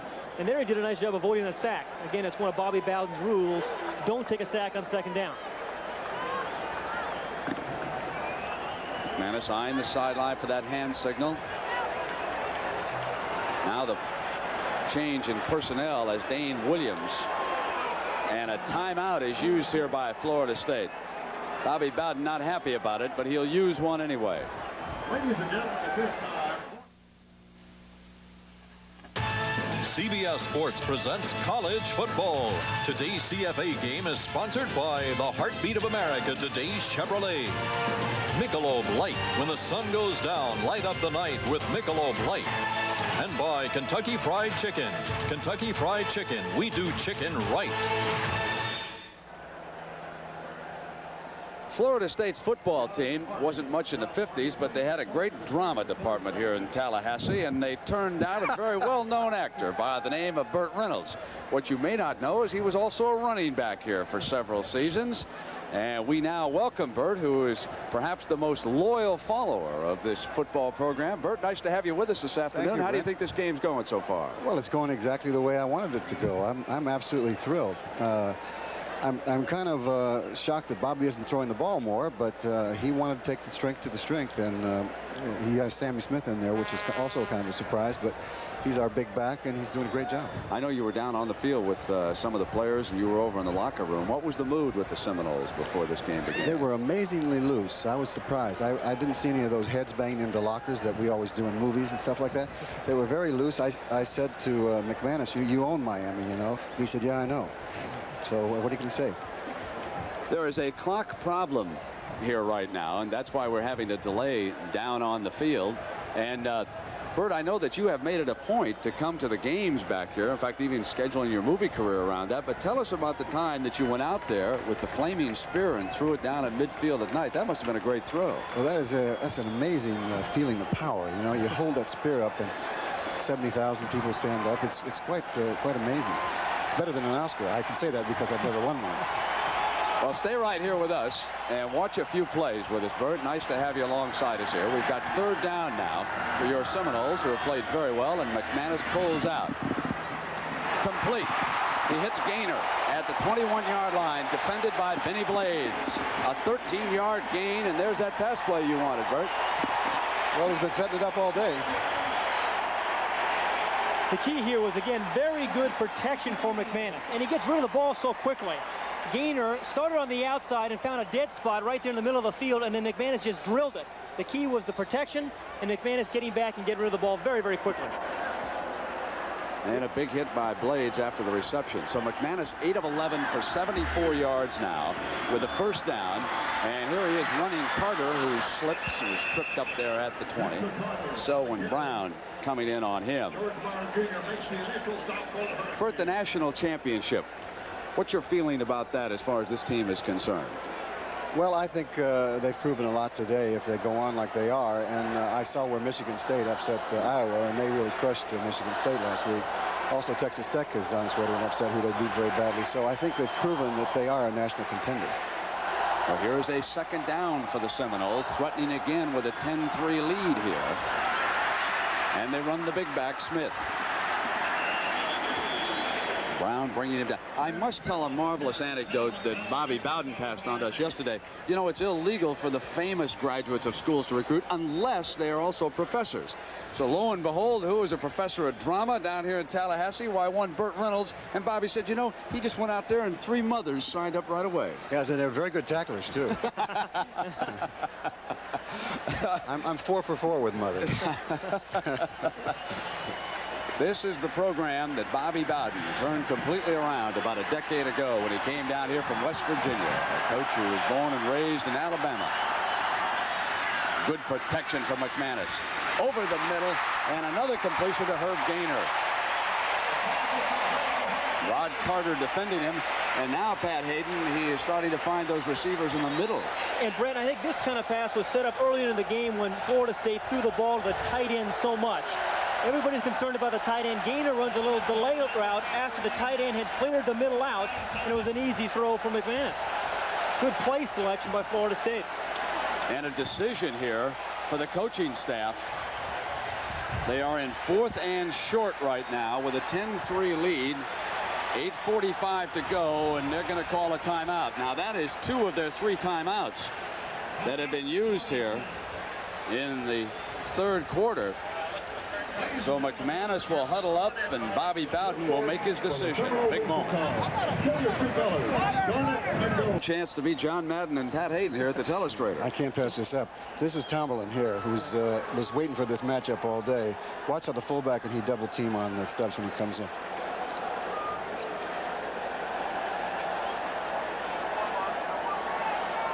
So it takes 2 men to block Stubbs, but he did a nice job of doing it. He passed his first test. I think Bird make a pretty good analyst. He knows how to make that circle all If right. I could only act. That's right. Yes, I don't ride trains either. All right, Derek Schmidt is in here on 4th down. Now remember, Florida State faked a field goal a year ago in Miami and lost McManus, who was injured. This time, Schmidt's kick, no good. Brett, that was another bad snap. It's a 3rd one we have seen today on field goals. Yeah, when we were out there at practice, you know, Bowden was telling me that he was going to go for the punts every time because they've been very successful with Miami's center. And the ironic part about it is we've had all the trouble all day with the center. Low snap again. McManus did a nice job of getting the ball set, but the timing was off, I believe. So it stays at 10-3, and that could be a big miss as this game continues to unfold. Now it's the Canes' turn with Walsh at quarterback, Warren Williams and Mel Blanton. They'll try the running game again. Nowhere for Williams. This Seminole defense has been savage. The longest run so far has been 5 yards. Let's go downstairs to John Dockery. John? Thank you, Brent. I'm down here with a man that Miami certainly could use, Alonzo Highsmith. What's the problem today? They can't seem to run the ball. Basically, I think they're beating us to the point of attack. They're coming out very aggressive, and they're shutting down our running game, which is causing problems for the passing game because at the University of Miami, we have to do both of them well to win. Does this surprise you? Not really, because they always play us tough for us. So I just think we just have to gear down and just roll with the punches, and something will happen for us. Okay, good luck to you, Alonzo. All right, thank you. Quick drop by Walsh. He had plenty of time. Incomplete.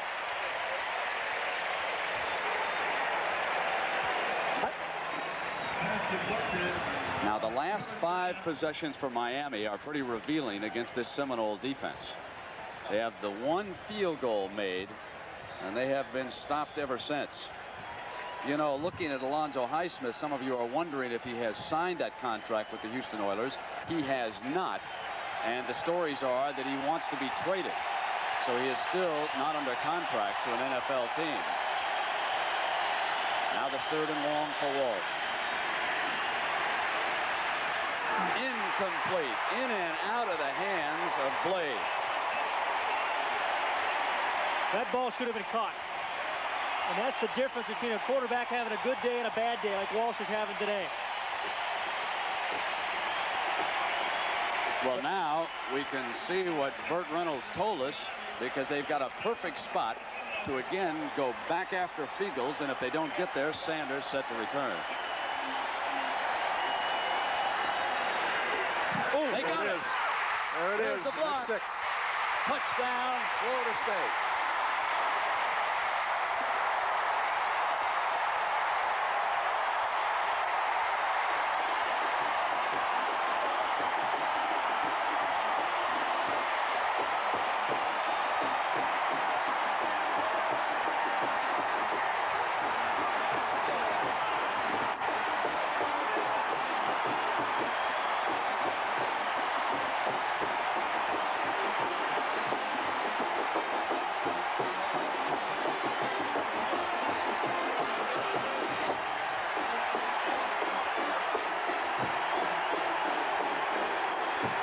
Bowden's teams have now blocked a punt the last 5 years in a row against Miami, at least 1 punt. And of course, it was set up early in the day. They got tremendous pressure on, and Burt, a big moment for the Seminoles. Well, he said he was going to do that before the game, and he did it, and that's amazing. Now they've missed an extra point. So Schmidt misfires on a field goal, and now an extra point, which leaves it at 16-3. The right part of the screen is Martin Mayu, number 32. He's the one who comes in and makes the plays. One more out. He blocked it, and another defensive back, number 26, Williams, makes the recovery. Academic All-American, Pat. Burt, thanks for dropping by. Thank You got you, the Brent. Seminoles a touchdown. I Good enjoyed luck. it very much. All right, Thanks, we'll Pat. continue in just a moment.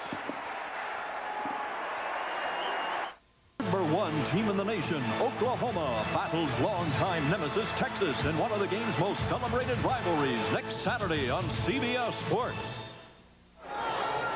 So Alfonso Williams, a junior out of Lloyd, Florida, scores the touchdown.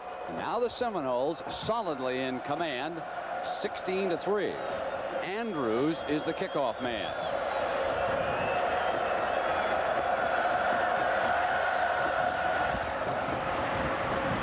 Fielded at the 15. And down at the 28. So tomorrow, a very unusual day in sports. The strike update at 12:30 p.m. Eastern time on CBS. We'll have reporters stationed at all these various ballparks, and we'll check in. And these are the games that are scheduled. And I know that there's a lot of curiosity about these games tomorrow. How good are these replacement teams? Are there some mismatches now with those players who come across the strike line? I think those are all questions we're going to be answering. And Brent, I think the time of possession really has been significant. Often it is, but today it has been. Walsh, with time, underthrows the receiver, and that was Williams who had come out of the backfield. And now the Florida State youngsters are aggressively climbing verbally up on the Hurricanes. Through the years, opponents of Miami have said that they talk more than any team they've been around, and I believe that some of the Seminoles now are going to repay that favor as long as they've got them down. Miami is looking for a leader, Brent, and this is the time when Steve Walsh or Williams or Bratton is going to have to step to the forefront and lead this team. His last 5 passes have been incomplete. They run Williams on the delay in a passing situation, and the Seminoles now in hot pursuit. One of the things the Seminoles have done a great job on defense at, and that is mixing up their coverage. Sometimes they're coming after Walsh and blitzing, other times they drop off in coverage. Walsh looked confused. I said at the top of the day that perhaps the worst thing that could happen to Miami prior to this game was an easy win over Arkansas. Before the game even got started, it seemed to be a very relaxed Hurricane team out here. There was a little more passion exhibited by the players on the Florida State side. Sometimes you can't tell anything by that, but it is an observation. Again thrown high. Williams working the far sideline, and Miami must punt it away. And the Seminoles can come again.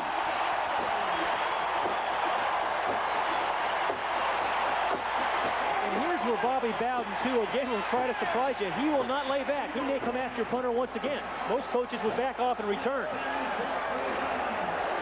A 10-man front. Dion trying to whip up the crowd. Now Sanders is a superb punt returner. He's got a clear path.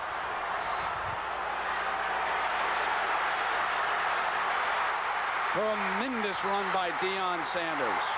Inside the 45-yard line. As good a punt return as you'll ever see. 33 yards. Notice how patient he was as he brought the ball back. The key to this, though, although Deion Sanders does a nice job of running the ball here, was how many defenders the Florida State rushman held up. There was nobody. He had about 2 or 3 seconds before any white jerseys showed up. He held up the coverage team incredibly well, and he did a lot in his own. So another great coaching move by Bowden's staff. After blocking one, that time they said hold him up and let's let Saunders bring it back and give us field position to go to work again. Now they pound away, and Smith comes free. Great run.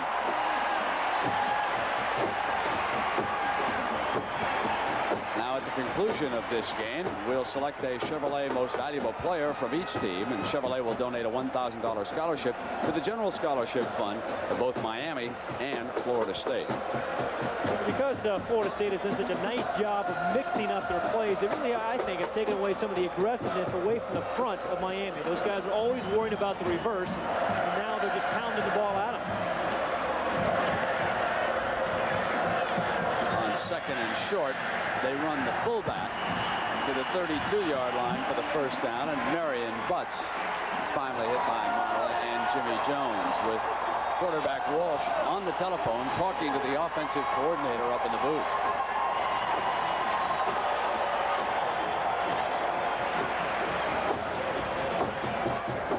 Even though Miami was terribly impressive against both Florida and Arkansas, Pat, when you look at the number of first, second, and third round draft choices they lost, there really had to be a drop-off. They lost 9 players from last year's team were drafted, 3 of them in the first round. They banged that draw play with Smith, and he's down. You know, the other thing is this is the first week that Miami has played games back-to-back. The first game was against Florida. Then they had a 3-week layoff to get ready for Arkansas. But this was the first time for Steve Walsh to put game plans back-to-back and get ready. Jimmy Johnson, 3 years at Miami. Some 3 years, huh? He played for a couple of national titles. In trouble here, though. Down 16-3. Seminoles with the ball inside the 35-yard line, and Smith bangs inside the 30. He'll be short of a first down. It'll leave him with a 3rd down and 4:45 on the clock. Chief Osceola, Ford Renegade. And this is the situation that Florida State has done such a nice job of getting their ball to the tight end, Brent. What a weapon he has been over the middle, and that's Pat Carter. And we get word from the sideline that Carter injured his leg. Tom O'Malley is in. Young man out of Darien, Connecticut, now at tight end. Runs a pattern. And they hit the wide out that time, and Victor Floyd was sliding in behind him to make the reception. I think there's a penalty there on roughing the passer. Might have been Stubbs. McManus takes a big hit after he throws the ball. He held the ball a little bit longer than he ordinarily does. They say Stubbs hit him late. I don't know. I don't think that was roughing the passer call. I think that was a bad call. College football, you tack that roughing the passer penalty on at the end.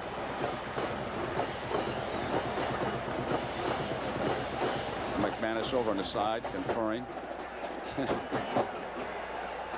Still tied in the 7th. 2 games to go today and tomorrow, and if they stay tied, they'll have a 1-game playoff on Monday. So personal foul, roughing the passer, gets the defense, be first down. And that ball is put down at the 12-yard line. And I thought Stubbs really tried to pull off there. Smith replaces Floyd in the Seminoles backfield. Marion butts the fullback. O'Malley still the tight end. Lewis and Gaynor are the wideouts. McManus on that bootleg. He throws it this time, almost intercepted. Donald Ellis made a diving attempt to intercept it and couldn't hold on.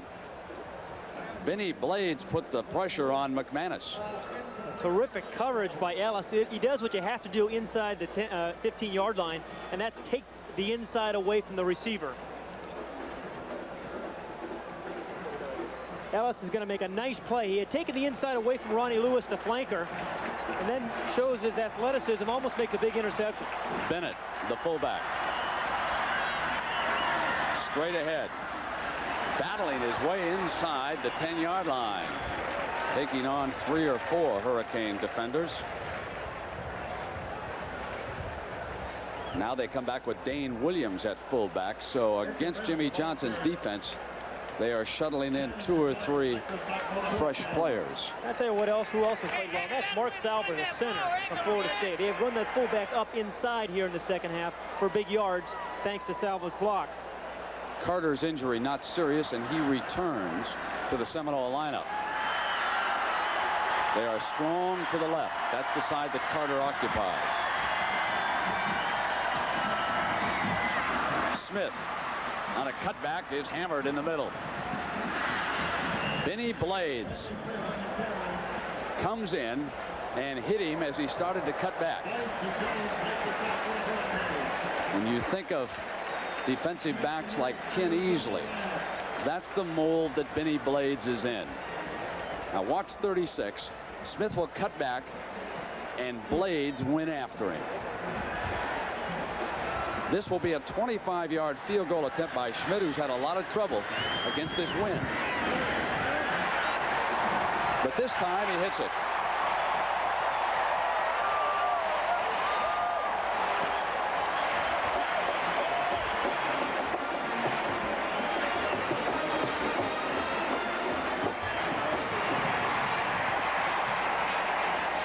So it's 19-3. And your thoughts go back to a year ago down in Miami. We were in the Orange Bowl. It was the Hurricanes against Florida State. And the Seminoles took a lead. They were ahead of Vinny Testaverde in Miami, 17-14. But then in the third quarter, it was an entirely different story. Testaverde to Irvin. And then he went back the other way to Blaze. They scored 4 more times, 41-23. Miami beating Florida State. But they'll need all of that kind of rally here this afternoon as they trail 19-3 with 2:45 to go in the third. And Brett, you have to wonder if Jimmy Johnson will look to his freshman Craig Erickson, the highly regarded freshman from Miami, to play quarterback. A very impressive performance here by the Seminoles of Florida State. On the short kickoff, fielded at the 18-yard line by Conley.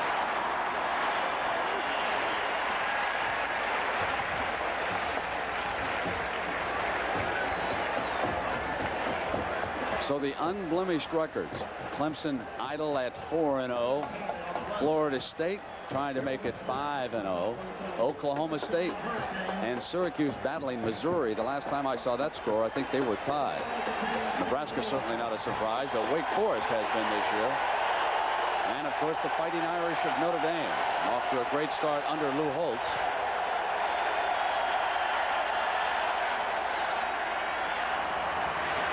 Complete. And Sanders is there defensively. I'll tell you, that's a good throw, because that's a long throw. Very few college quarterbacks can get the ball near a hash and throw the out pattern to the wide side of the field.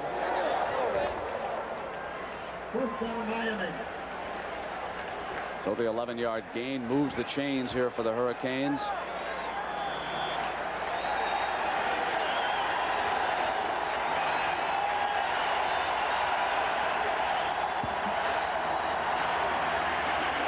Under pressure. Can't get it off. Eric Crone.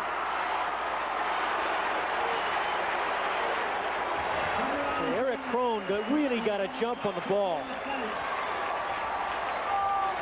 And came right to the outside to give Walsh some trouble. Terrific anticipation by Crone.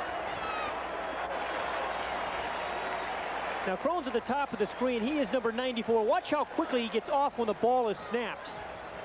He beats the tackle, O'Neal, very quickly to the outside. A deep drop by Walsh, and that allowed him to get to the outside and make the play.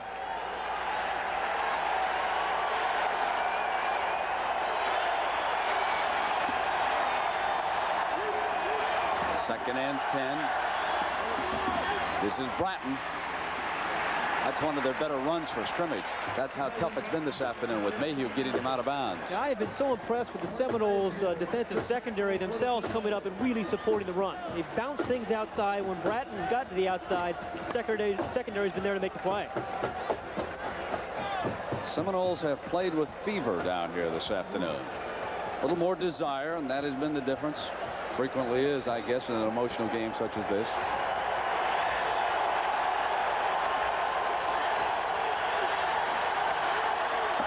Irvin, the slot back. Quick pop to Williams coming out of the backfield, and he struggled and battled his way toward what could be a first down with Leroy Butler hanging on. That was a nice little read there by Walsh, because we had a safety blitz by Shiver. We saw him sack Walsh earlier. That time he read it and dumped it off to Williams. Henry bringing the play in from the sideline for Miami. So instead of the 3 wide receivers, they'll go now to 2.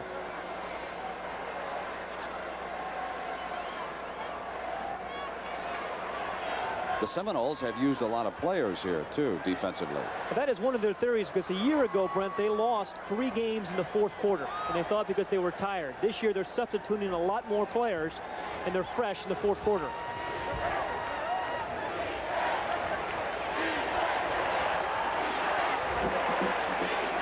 So the penalty being marked off. Got offsides, defense. It'll be first down.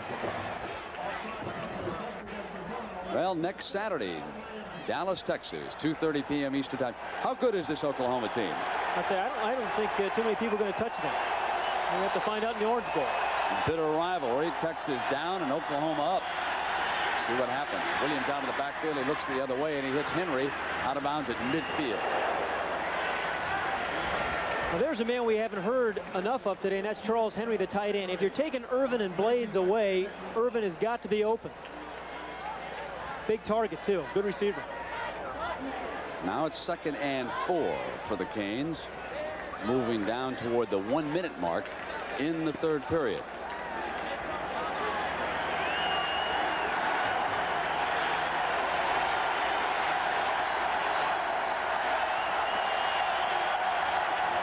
Williams out again. Goes down the sideline toward him, and he was out of bounds, incomplete. He had him wide open. 3rd and 4.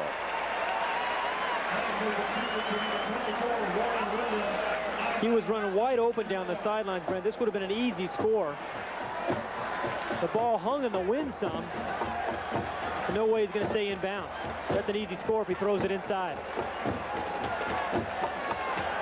And also credit the Seminoles with some good tactical maneuvers in that secondary. They just made 4 substitutions for young Walsh to look at when he comes to the line of scrimmage. They press the wide men. And they've got Bratton against that defense. Bratton breaks free for a Miami touchdown. A 49-yard scoring play from Walsh to Bratton. And now it is the Miami coaching staff that comes up with the big play against that pressing bump and run defense. Well, give Walsh some credit. You just mentioned how they were pressing the wide receivers. And again, what you do is you run Melvin Bratton out of the backfield right up the middle of the defense. It's like a second tight end, except he's coming out of the backfield. He's just no match for it's actually a defensive back who was trying to cover him out of the backfield. And I tell you, a big guy can move. He's 220 pounds, but he can get going. Now let's see what they elect to do with the score at 19-9. Jimmy Johnson will come up and go for 2.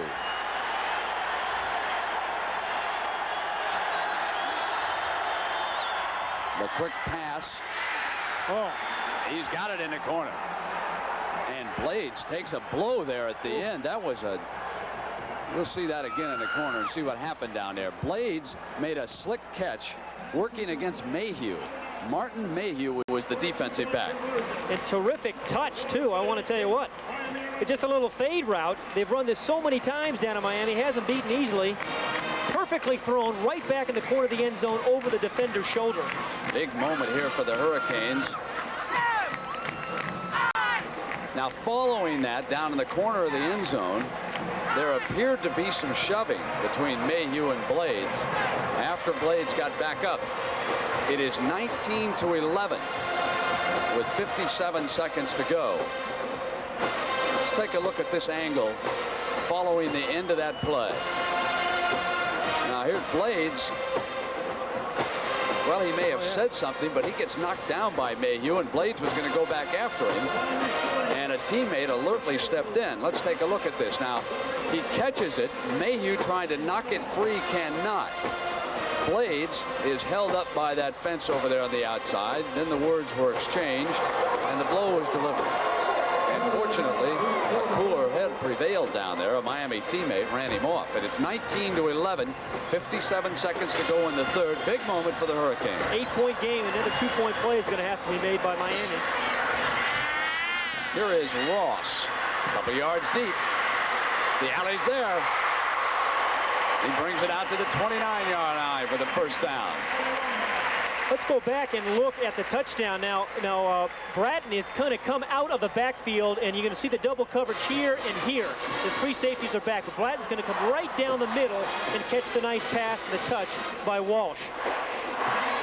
You see the pressing on the outside, just like you talked about. And then Bratton beats the defensive back inside very easily. Good read by Walsh. So 76 yards in 6 plays to put Miami right back into the thick of it. Number 3 and number 4. This is Sammy Smith vaulting over a tackler, and then Myra went back out after him and brought him down. So we're live in Tallahassee, Florida. With Pat Hayden and John Dockery, I'm Brent Musburger. Number 3 Miami trailing number 4 Florida State 19-11 here. Sold out Doak Campbell Stadium in Tallahassee, Florida. One of the largest crowds they've had. To watch the Seminoles. Both of these teams thinking not just of the championship of Florida, but a national title as well. Florida State with the tougher schedule as you look down the road. They must go into Auburn and over to Gainesville to play their arch rivals, Florida. Smith swinging outside. Gets to the 41-yard line before Blades is there to bring him down. One of the few times they've run that play to the weak side, Brent. They've been running strong side all day. Nice change of pace. Sammy Smith with 22 carries for 143 yards here today. And we come down to the end of the third quarter. Florida State 19, Miami 11. College football will return after this message and a word from your local station. We'll begin the final 15 minutes. Florida State leading Miami by 8 points as the Hurricanes strike with a 49-yard touchdown and a 2-point conversion to pull to within 8. McManus on the pitch to Smith. Smith with a big afternoon here. Gets to the 47-yard line. Let's go downstairs to John Dockery. John. Thank you, Brent. You know, ebb and flow is important in any football game. Well, the momentum has switched over to Miami side. Between the third and the fourth quarter, interesting that every player on the Miami sideline put up 4 fingers and saluted every other player. And I asked them what it meant. They say, we win in the fourth quarter. Well, we're about to find out as wholesale substitutions being made by the Seminoles. 5 new players on offense. They changed both wide men, one of the running backs, a tight end. And they power Bennett for the first down. Bennett to the 46-yard line with Selwyn Brown bringing him down. And now tempers starting to flare down on the field. This has been a very hard-hitting game. But inside, the center and the 2 guards, and watch Tomberlin, number 72, just dominate his man and give Bennett a little crease there. But the inside guys, the center and the 2 guards that played sensationally all day. Lots of creases there.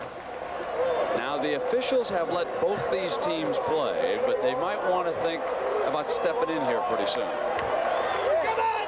It is first down. Florida State with the wind at their back. McManus to put it up. Intercepted. Intercepted by Danny Stubbs. The big man comes up with the key turnover. You know, we talked about how strong his hands and upper body is. He fought off that block. He was supposed to get cut. He was supposed to be knocked down, but he made the play. Stubbs is at the bottom of the screen here now. Tomberlin, number 17, tries to cut him, but he doesn't get into him enough, and Stubbs make a very athletic play. That's sensational play by Stubbs. So the senior defensive end from Red Bank, New Jersey, gives the Canes the opportunity they've been waiting for. First down at the 40-yard line now. Walsh drops it to Williams complete. That play has been there all game, and he's run out of bounds at the 32 with Stan Shiver over there. And Stubbs did it. It's hard to believe that he is that big and can move that well. Remember, he was a converted linebacker. Now, Miami with 2nd and short. And the Canes coming back strongly here. Just 2 yards to go for the first down.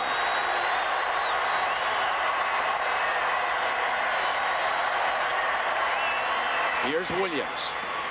He may be short of that first down as Palmer.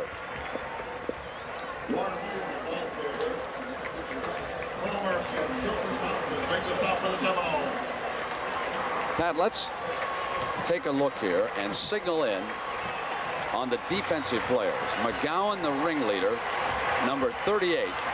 He'll set this defense. This is 3rd and short against Walsh. Watch how they react with a goal line alignment. Up over the top goes Bratton. I will never forget Mel Bratton doing that against Boston College and Doug Flutie on that Thanksgiving Day weekend. Bratton scored 4 times in that game, and no one remembers it because of what Flutie did in the last few seconds. When a back gets over the top, it means the offensive line has done their job, because a back can only do that if no linebackers are there to put the stops on or put their hands up. The offensive line did a nice job there, allowed Bratton to get up and over. Miami showing great character in coming back in this game. Walsh deflected, incomplete. A late penalty flag went down. Around the 20-yard line is where that marker fell.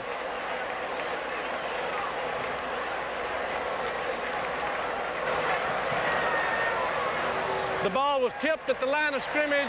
No flag.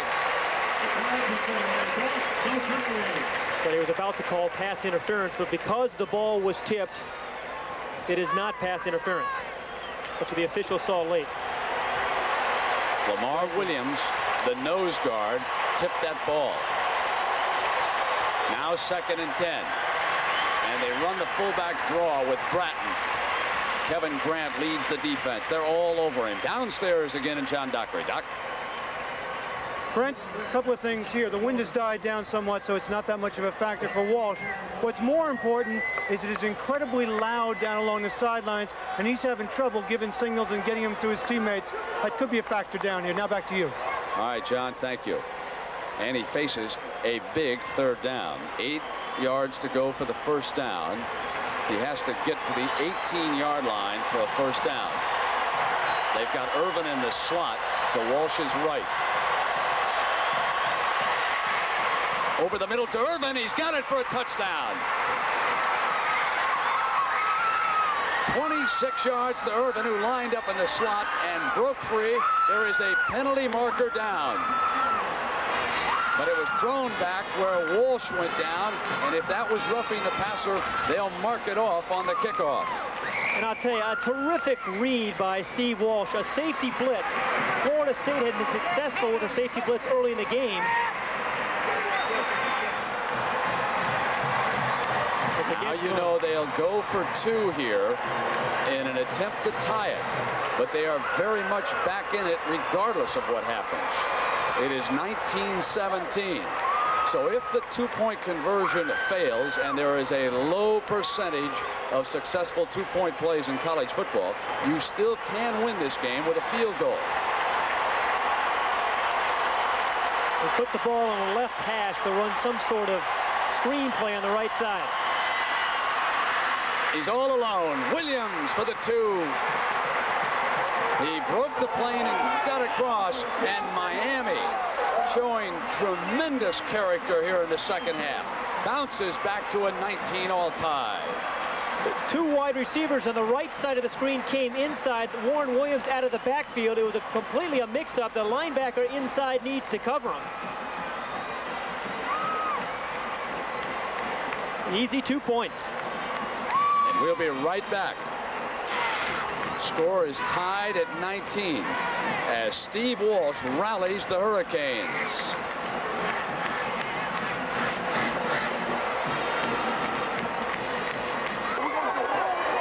Miami has scored the last 2 times it has touched the ball. 6 plays, 40 yards in 2 minutes, and Irvin with the touchdown. The key here is there going to be a safety blitz. This is a nickel blitz here. These are nickel backs. They're going to come up. Well, that happens. The safeties come up, and that allows Irvin, who's right here, to blow right down the middle for the easy score.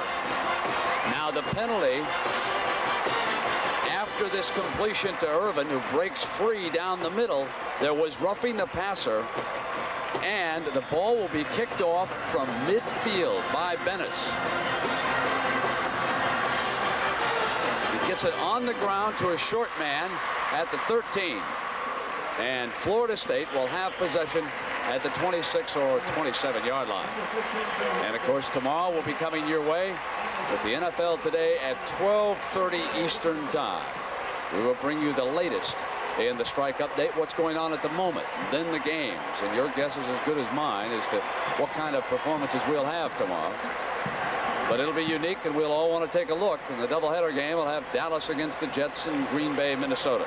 12:30 Eastern Time, we'll get started. 1st and 10. The Ball at the 27-yard line for Florida State. They fake the end around. Smith keeps it and gets to the 30-yard line where Selwyn Brown was not fooled and tackled him. Boy, that time the reverse was open. Nobody stayed at home. Had they given the ball to Lewis, he was gone. I'm sure they noticed that in both boxes upstairs.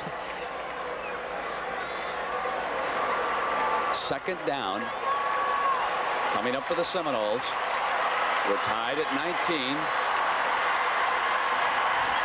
It was 19-3 at one time. Here it is. And Lewis comes around. Battled his way for a first down. And Tolbert Bain tackles him. But this will be a first down for Florida State. They move the flags. Danny McManus got out and led the way with a block. You're right, Brent. He's done this 3 or 4 times this year. After the handoff, he clears back and peels off and blocks the defensive end. He's done this 3 or 4 times this year. There he is right there. There's McManus who's going to put the block. Doing anything he can to help his team win. So he takes Rod Carter out of the way. And on first down, Smith bolts up the middle and almost comes free again with Benny Blades hammering into him. You know, I didn't think anybody could run the ball this effectively against this Miami defense, Brent. But again, the center and the 2 guards from Florida State have done a marvelous job of just blowing off the ball and giving their running backs just little seams. Kuipers and Haynes, the guards, Salva, the center, all are out of Florida. Now 2 yards to go for the first down. Here is Smith again. Swinging outside this time. Comes across midfield for the first down, and the Seminoles on the move again behind sophomore tailback Sammy Smith. Now he'll take a break. He's carried 26 times for 165 yards here this afternoon. And Victor Floyd, number 27, replaces him. Brent, you've mentioned the substitutions both on offense and defense. And again, Florida State looks a little bit fresher here in the 4th quarter. Jimmy Johnson pacing that far sideline. This is Floyd getting to the 46-yard line. And that was Bill Hawkins, number 54, tackling him there. Most of the tackles being called right now are by linebackers and defensive backs. That front not making the tackles. They're having some difficulty against that Florida State offensive line. Stubbs, of course, a moment ago came up with the key interception, and the Tigers and the Blue Jays continue to battle it out in Detroit.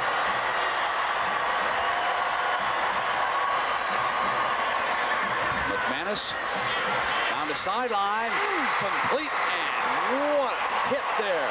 He hit Dawsey, and Selwyn Brown tried to jar it loose, but he could not. Dawsey hung on for a gain of 24 yards.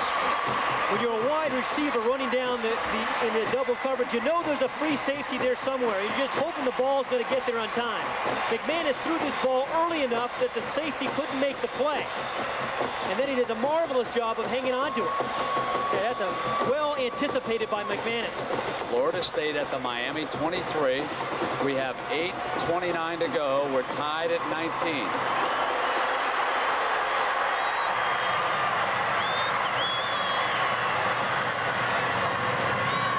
Now it is Victor Floyd through to the 19-yard line, and Selwyn Brown bringing him down. And the sequencing of plays here by Florida State. Boom, they pop the ball to the wide receiver. Then they run inside. And we saw Smith on the outside as well. This time inside again. Salva, the center, does a great job of blocking inside on Myra. And again, it's a safety making the play. They must get to the 13-yard line for a first down.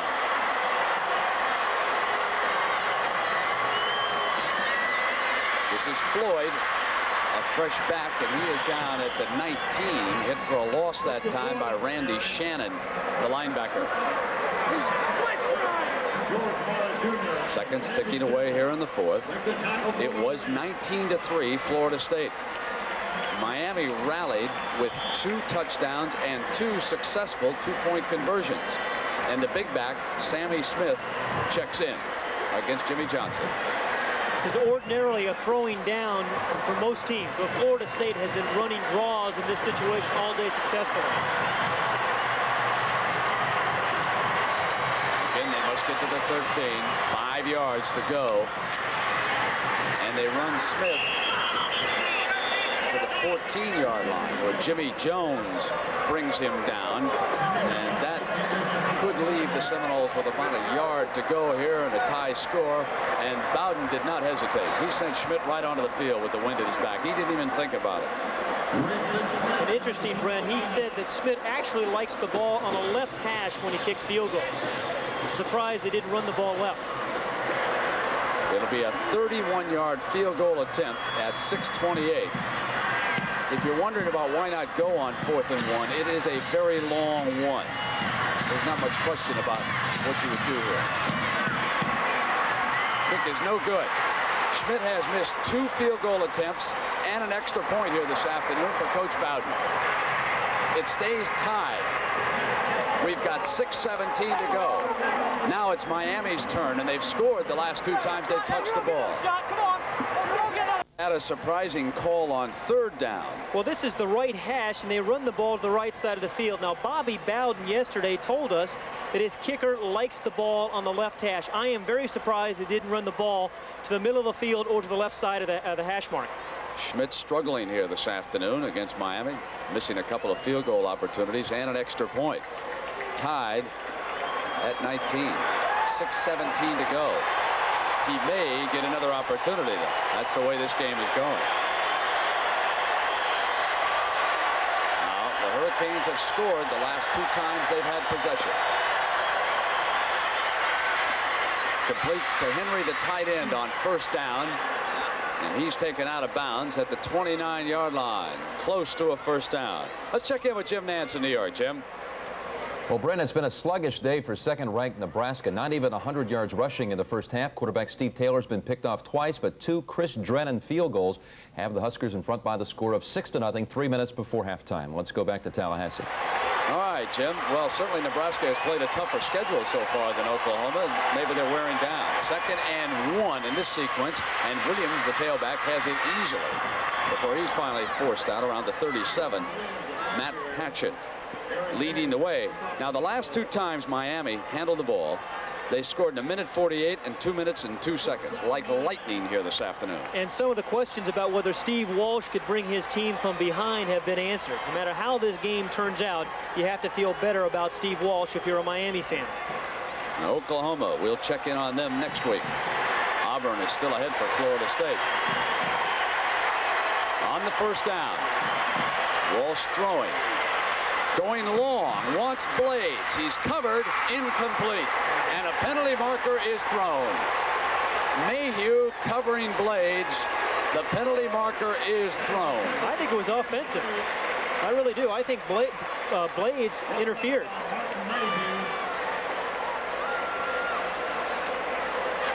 And the way they're bringing everything way back would indicate that's indeed the case. But I tell you, I like Blades actually trying to make the play. You see so many receivers not trying to knock the ball away from the defender. We have pass interference against the offense. If we lost the down, it'll be 2nd down. And here it is. Very good position by Mayhew, number 32. He was not fooled all day long, and their Blades with the left hand grabbed his shoulder and his face mask. It was an easy call there for the official. This has been a very well officiated game. Terry Monk, the referee, Tommy Rose, the umpire. So it is 2nd and 25 for the Hurricanes. They run Williams. Gets to the 26-yard line before he's hammered. Now, the 2 possessions I mentioned to you prior to this, that'll show you exactly what they did. Requiring only 12 plays.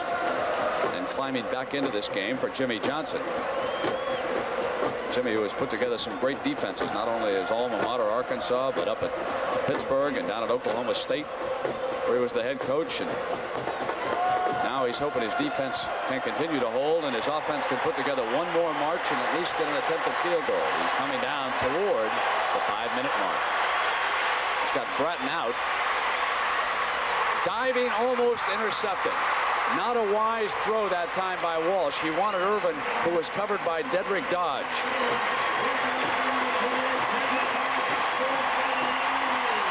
Quick pressure by Thompson, number 93, forced Walsh out of the pocket. The back picks him up, but Walsh is already flushed. It's a tough throw going to your left. Didn't get enough zip on the ball. Now here is a key moment for Bowden's coaching staff. Do they come hard again on Fiegels? Schmidt's having trouble. They've got a 10-man front against him. Sanders set back. They've blocked one for a touchdown already. He gets this one off. Sanders at the 39. He will not break free that time. A 35-yard punt and only a 2-yard return. Bernard Clark, the linebacker, wouldn't let him free. We'll be right back. Pat Hayden and John Dockery. I'm Brent Musburger. You're watching the game of the week on CBS television. Tied at 19, number 3 Miami and number 4 Florida State. 5:03 remaining. The Seminoles with the ball on their own 41-yard line. Pat Hayden, let's talk about a problem that Bobby Bowden obviously is thinking about right now on the sideline. Well, it's play selection. He has a kicker that has missed 3 field goals, actually missed 2, but they bobbled 3 snaps. He must be thinking that I have to score a touchdown. I don't want to have my field goal kicker have to win the game. Smith and Bennett are his running backs. They fake and throw out of it to Bennett on first down. And Bennett puts it on Cruz, and he's run out of bounds inside the 40-yard line. A 21-yard burst. The crowd is upset because of the way Bennett went down on the far sideline. That's why you heard the crowd erupt with some booing back here. But Brent, a fabulous call, a little misdirection on the handoff, and then McManus rolled around, and then Bennett gets hit late after he comes out of bounds. So he's out now. Oh yeah, that is very, very late. Should have thrown a flag on that. That's the kind of thing you don't want to see get out of hand in a football game. But the ball is down to the 38-yard line. 1st and 10 now for the Seminoles. They wrap him up, and Smith breaks free. He turned a busted play into a first down, or at least close to it, before Tolbert Bain could finally wrestle him out. What a great talent, Sammy Smith, who is finally doing what Bobby Bowden has expected him to do here for a couple of years. Watch the block by the center right here, Salva, again, who's had a marvelous day blocking. Again, the draw play and terrific faking by McManus. Everybody thought he had the ball for a moment there, and then Smith does a lot of this by himself. Now, if the wide receiver, number 7, Lewis, there had made a block, that would have been a touchdown. Now, it was just short of the first down, so this is 2nd and 1 here. And they come with the fullback, Bennett. Edgar Bennett out of Jacksonville, Florida, for the first down. I want to tell you something about this day Sammy Smith has had. We came in here with doubts about this young man. You wondered if he was a quitter, wouldn't play with an injury, if there was a problem involving him. Well, he's carried 28 times for 178 yards. He's made great runs. That was Stubbs who had him cornered on that last run before he pulled away. He has been the workhorse. He is carrying them now. I give that build-up, and he'll probably fumble. But it's 1st and 10, and he's played spectacularly well here this afternoon.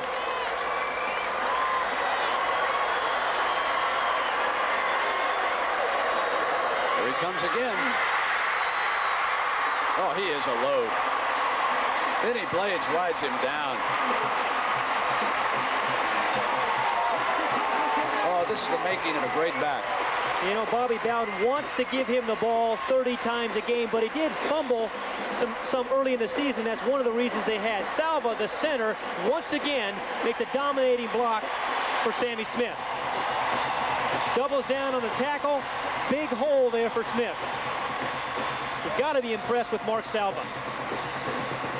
Now they have taken Sammy out to give him a rest, and Dexter Carter replaces him, and there might be an equipment problem. You can see him lifting the jersey to adjust one of the fumble. The ball is free. Miami recovers. McManus and the center had a mix-up on the snap, and Benny Blades gives the Hurricanes another opportunity at the 3:29 mark.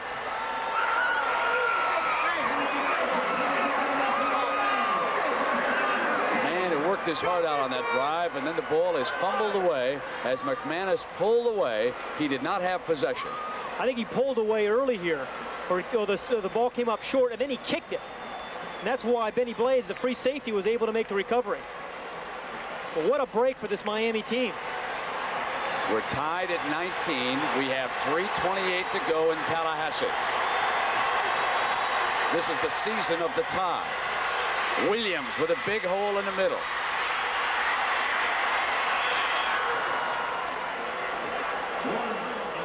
I want to watch Benny Blades on this fumble recovery back here in center field. He's the bottom right-hand corner. He's number 36. Now watch how alertly he reacts to the loose ball. Right now, Benny's got it. Wraps it up, just falls on it and smothers it to give the Hurricanes the opportunity. This is a first down. And it is Williams slashing in. Seconds ticking away. I said this was the season of the tie. Last week, we were in Baton Rouge, Ohio State and LSU wound up tied. Yesterday, or on that same afternoon, Tennessee and Auburn also wound up tied. Again, the wind has picked up here again a little bit. Miami has 3 timeouts. They've got a long way to go before they're in position to kick a field goal to win the game.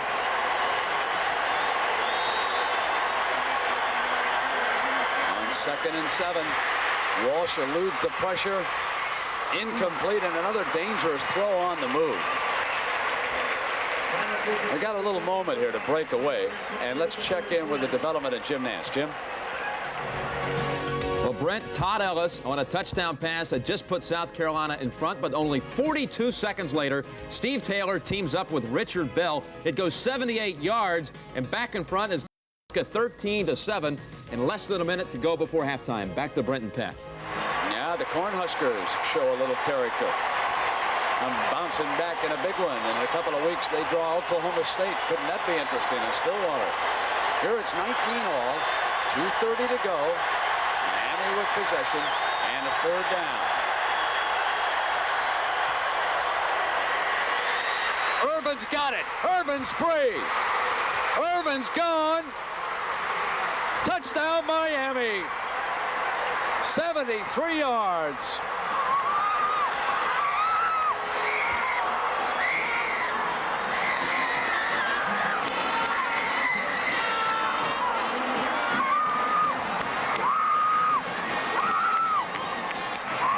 Tremendous comeback here by Jimmy Johnson's football team.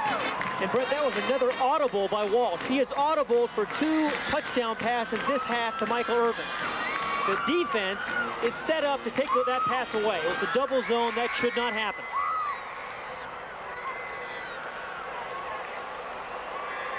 Stunned silence on the Florida State bench, but they still have 2:22 to go. This time they'll set up for the 1-point extra point. They've been successful on 2 two-point conversions, and Cox nails it perfectly. 26-19, and Florida State with 2:22 remaining. Steve Walsh has grown up a lot today. Again, the double zone, the safety's supposed to take that play away. He didn't get there in time. His angle was bad, and Michael Irvin, it's good night.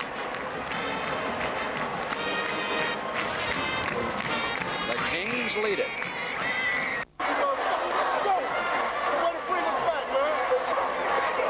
Well, Michael Irvin, who scored his 2nd touchdown of the game, has caught 4 passes for 132 yards, Pat. And Brent, 2 errors. The first by the corner here, Mayhew, who doesn't bump Michael Irvin.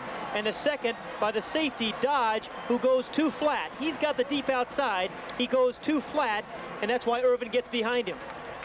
Remember, it was an audible by Walsh. And this for Irvin, his 7th career 100-yard game. And folks, he's only a junior. Number 47, Michael Irvin. Now Bennis kicks it off. Fielded at the 10 by Ross. Out of bounds at the 17-yard line. So next Saturday, our game of the week moves on to Dallas, where Oklahoma will be heavily favored over Texas. That's a big rivalry, and if ever the Longhorns are going to respond with a big game, it'll be next Saturday. And Texas is one of the very few teams that holds a series edge on Oklahoma. Brent, you know, Florida State wasted 2 timeouts, remember, early in this half. That weighs heavily now because they only have 1 remaining. And they trail at 26-19. They were ahead 19-3 late in the 3rd quarter. Now McManus with time down the middle and incomplete. Wanted Lewis. Ronald Lewis, his flanker. Michael Irvin is out of the Fort Lauderdale area. And when you talk about states that produce wide receivers, quarterbacks, running backs, defensive backs, you now must consider Florida to be the most prolific at those particular positions. Just one talented athlete after another. I think of the days of Anthony Carter going up to Michigan and playing up there. Lorenzo White now at Michigan State. They are scattered all around the map. So the 2nd down play for McManus and Florida State. Pressure in the middle. Stepped away. Incomplete. Dropped by Pat Carter. Should have had it. But I'll tell you, this is Stubbs' kind of game, Brent, now, because he can really come off the corner. But Miami's playing a double zone. That means you got to find a way to get the ball to the tight end or an outside receiver on the inside route. Here is Stubbs again. A tremendous pass rusher. See how strong he is, too. Tips the ball away from the tight end, Carter. This 3rd and 10 at the 2:07 mark.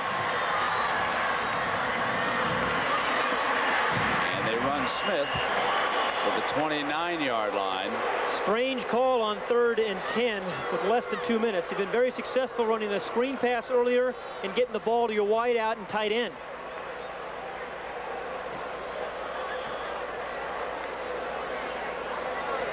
Now they've got 4th down with 1:42. I can't believe they're. I can't either. Considering I was about going to for say, it. I didn't see the punter come on the field, but they're going to go for it. Oh, with a minute and a half. It's 4th and 8. I think a lot of coaches would have gone for the turnover, but they get it. Unbelievable. They make it work. And that was Herb Gaynor. That is a strange decision, but obviously it worked out. So it's a good one. I guess so. In that area of the field, though, I can't believe it. Clock is stopped momentarily as the chains move at the 1:16 mark. Now it's up to McManus and the Seminoles to rally. Carter quickly in for Smith at the tailback position. Now he wants Carter. And Carter stayed in bounds. Now he gets his way out at the 49-yard line. Tolbert Bain. So Carter knew exactly what he was doing. 12-yard gain. Working with that lone timeout remaining, down to 1:05. And let me tell you something that's interesting about this scenario. If Bobby Bowden scores here, a lot of folks are going to say he's going to go for the 2 and the win. That's not so. Bobby Bowden will kick that extra point and get out of here with a tie. If that happens, we'll tell you about that story, because he's been burned previously in situations like this. And he said, as far as the national championship is concerned, it won't affect me as much to tie as it will to lose. Now, quick pass by McManus, and Carter had not turned around initially. You get a guy who will go for it on 4th down, will go for the tie. That's incredible to me. 4th and 8 doesn't mean well, you gamble on that. I still can't believe he made that call. Everybody was so casual about it. 1:03. Clock stopped here as they get reset. There is Coach Bowden. Now McManus ready. Down the right sideline, wants Carter, who makes a leaping grab inside the 20. What a catch by Dexter Carter against Benny Blades, as good as there is. A 31-yard gain. The Seminoles ain't dead yet. Danny McManus has tremendous confidence in Dexter Carter, because this ball shouldn't be thrown, really. There's coverage right there, but he gives it plenty of air. He knows Carter is a great leaper. And that is one sensational catch, and give McManus credit for giving his receiver a chance. Inside of a minute now, McManus going for it all. Touchdown! He got it! He got Lewis.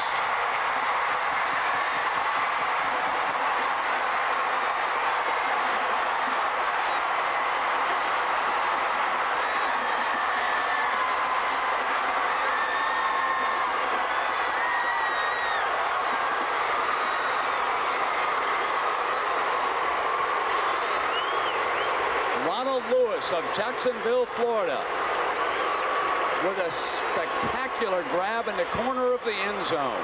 It's 26-25,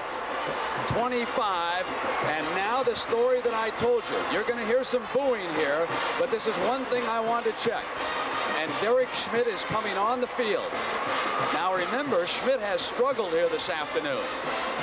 Now some of the players are over here on the sideline, and McManus and some of the players may be disagreeing with what the coach wants to do. And this was a frozen rope by McManus. You cannot throw the ball any better than he did on that one.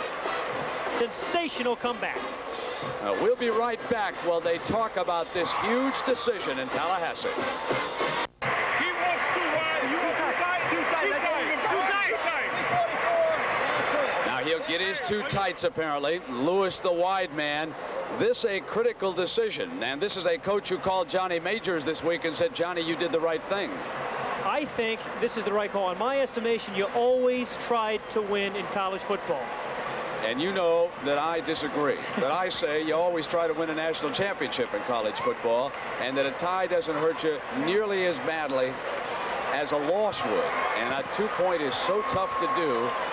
But let me tell you something. This man has rolled the dice here the last 2 minutes, and who's to disagree with what's happened in this game?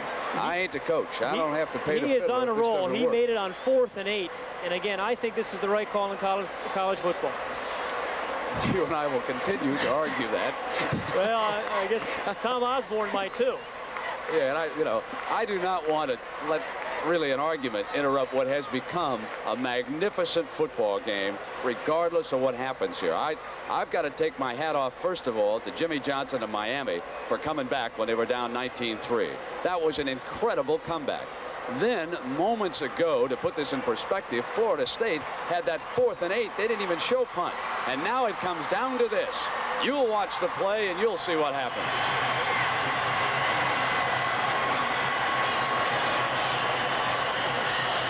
Jimmy Johnson will ice him up a little bit. He wanted to see that formation that they came out in. Jimmy wanted to take a look at the formation. Now he'll huddle up. Bobby Bowden's turn for her to make a decision. Tallahassee has come down to this. The coaching staff earlier this week decided to go for the tie. But the players have said, let's forget about the national championship here. Let's try to win this game right now. Let's win this afternoon. And after all, if this is successful, then Florida State very much on track for a possible national title. Miami has called a timeout after studying the formation. And here they come. The 2-point conversion after the touchdown. No good. Miami leads it 26-25 with 42 seconds to go. The gamble fails in Tallahassee. Say a funny call there. Pat Carter, the tight end, I thought was open outside the flat, but McManus tried to throw it up in the air, thinking that Carter could out-jump the defenders. But the ball was very much underthrown, never gave Carter a chance. Watch him off the line of scrimmage. He's the tight end. He's out in the flat open quickly. But decide to throw it up for grabs. Bubba McDowell, who earlier in the game caught Sammy Smith from behind, was back there defensively to bat the ball away. Now, 42 seconds to go. You've got a superb kicking team. Obviously, you can try the onside kick. You are still not finished here this afternoon. You've got the wind at your back. Florida State has had difficulty with the field goal team here.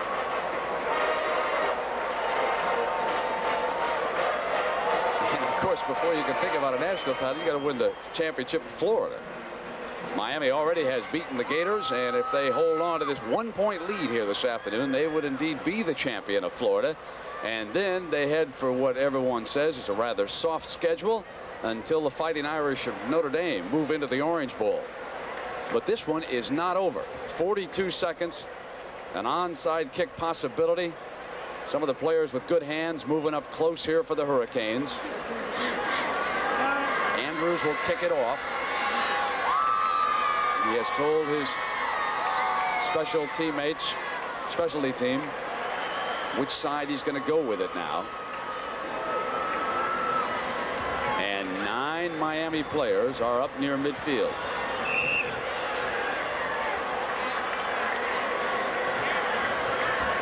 They move everybody off to his left. He goes in that direction, and Miami falls on it at the 49-yard line. Brian Blades, the wide receiver, right there to fall on the ball. And the Hurricanes are going to win this game 26-25 after trailing 19-3. What a sensational game by both teams.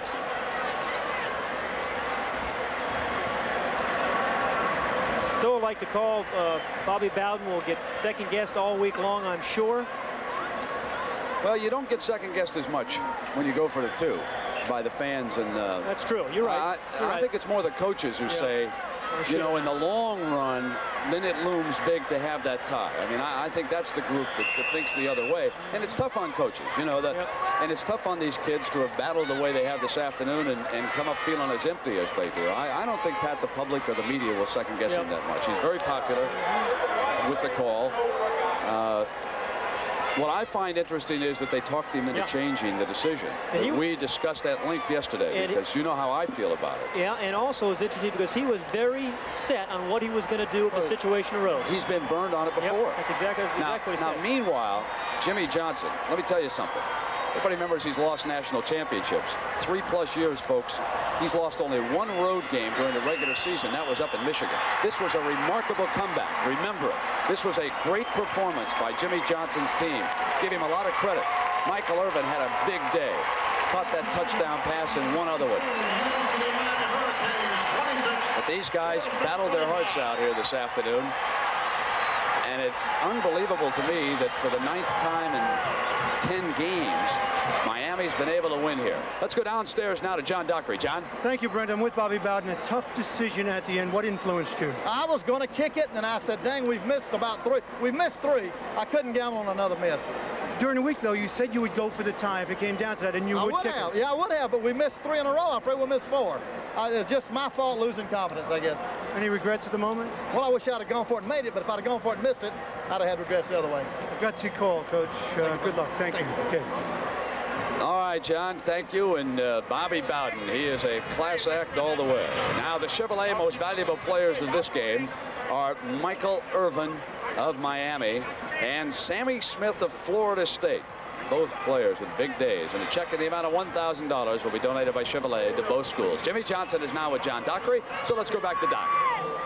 Jimmy Johnson, incredible comeback. It was like 2 different games. First half, you were flat. Second half, you're explosive.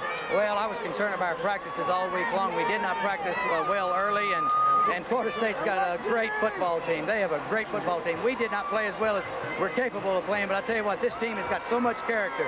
You know, we've been to Norman, Oklahoma, South Bend, Indiana, you name it. You know, we beat Florida on the road, Florida State on the road. It makes no difference where we play. This bunch has got something special inside of them, and they are determined to win. Jimmy, let me put you on the spot one. I mean, Bobby Bowden had a tough call to make at the end. What would you have done in his shoes? Going for 2 points. We don't play games to tie. Congratulations on the win, Coach. Good luck to you. Thank you. All right, John. Thank you very much. So Mel Bratton and the Hurricanes stage a dramatic comeback here in Tallahassee. We'll be back after these messages from your local stations.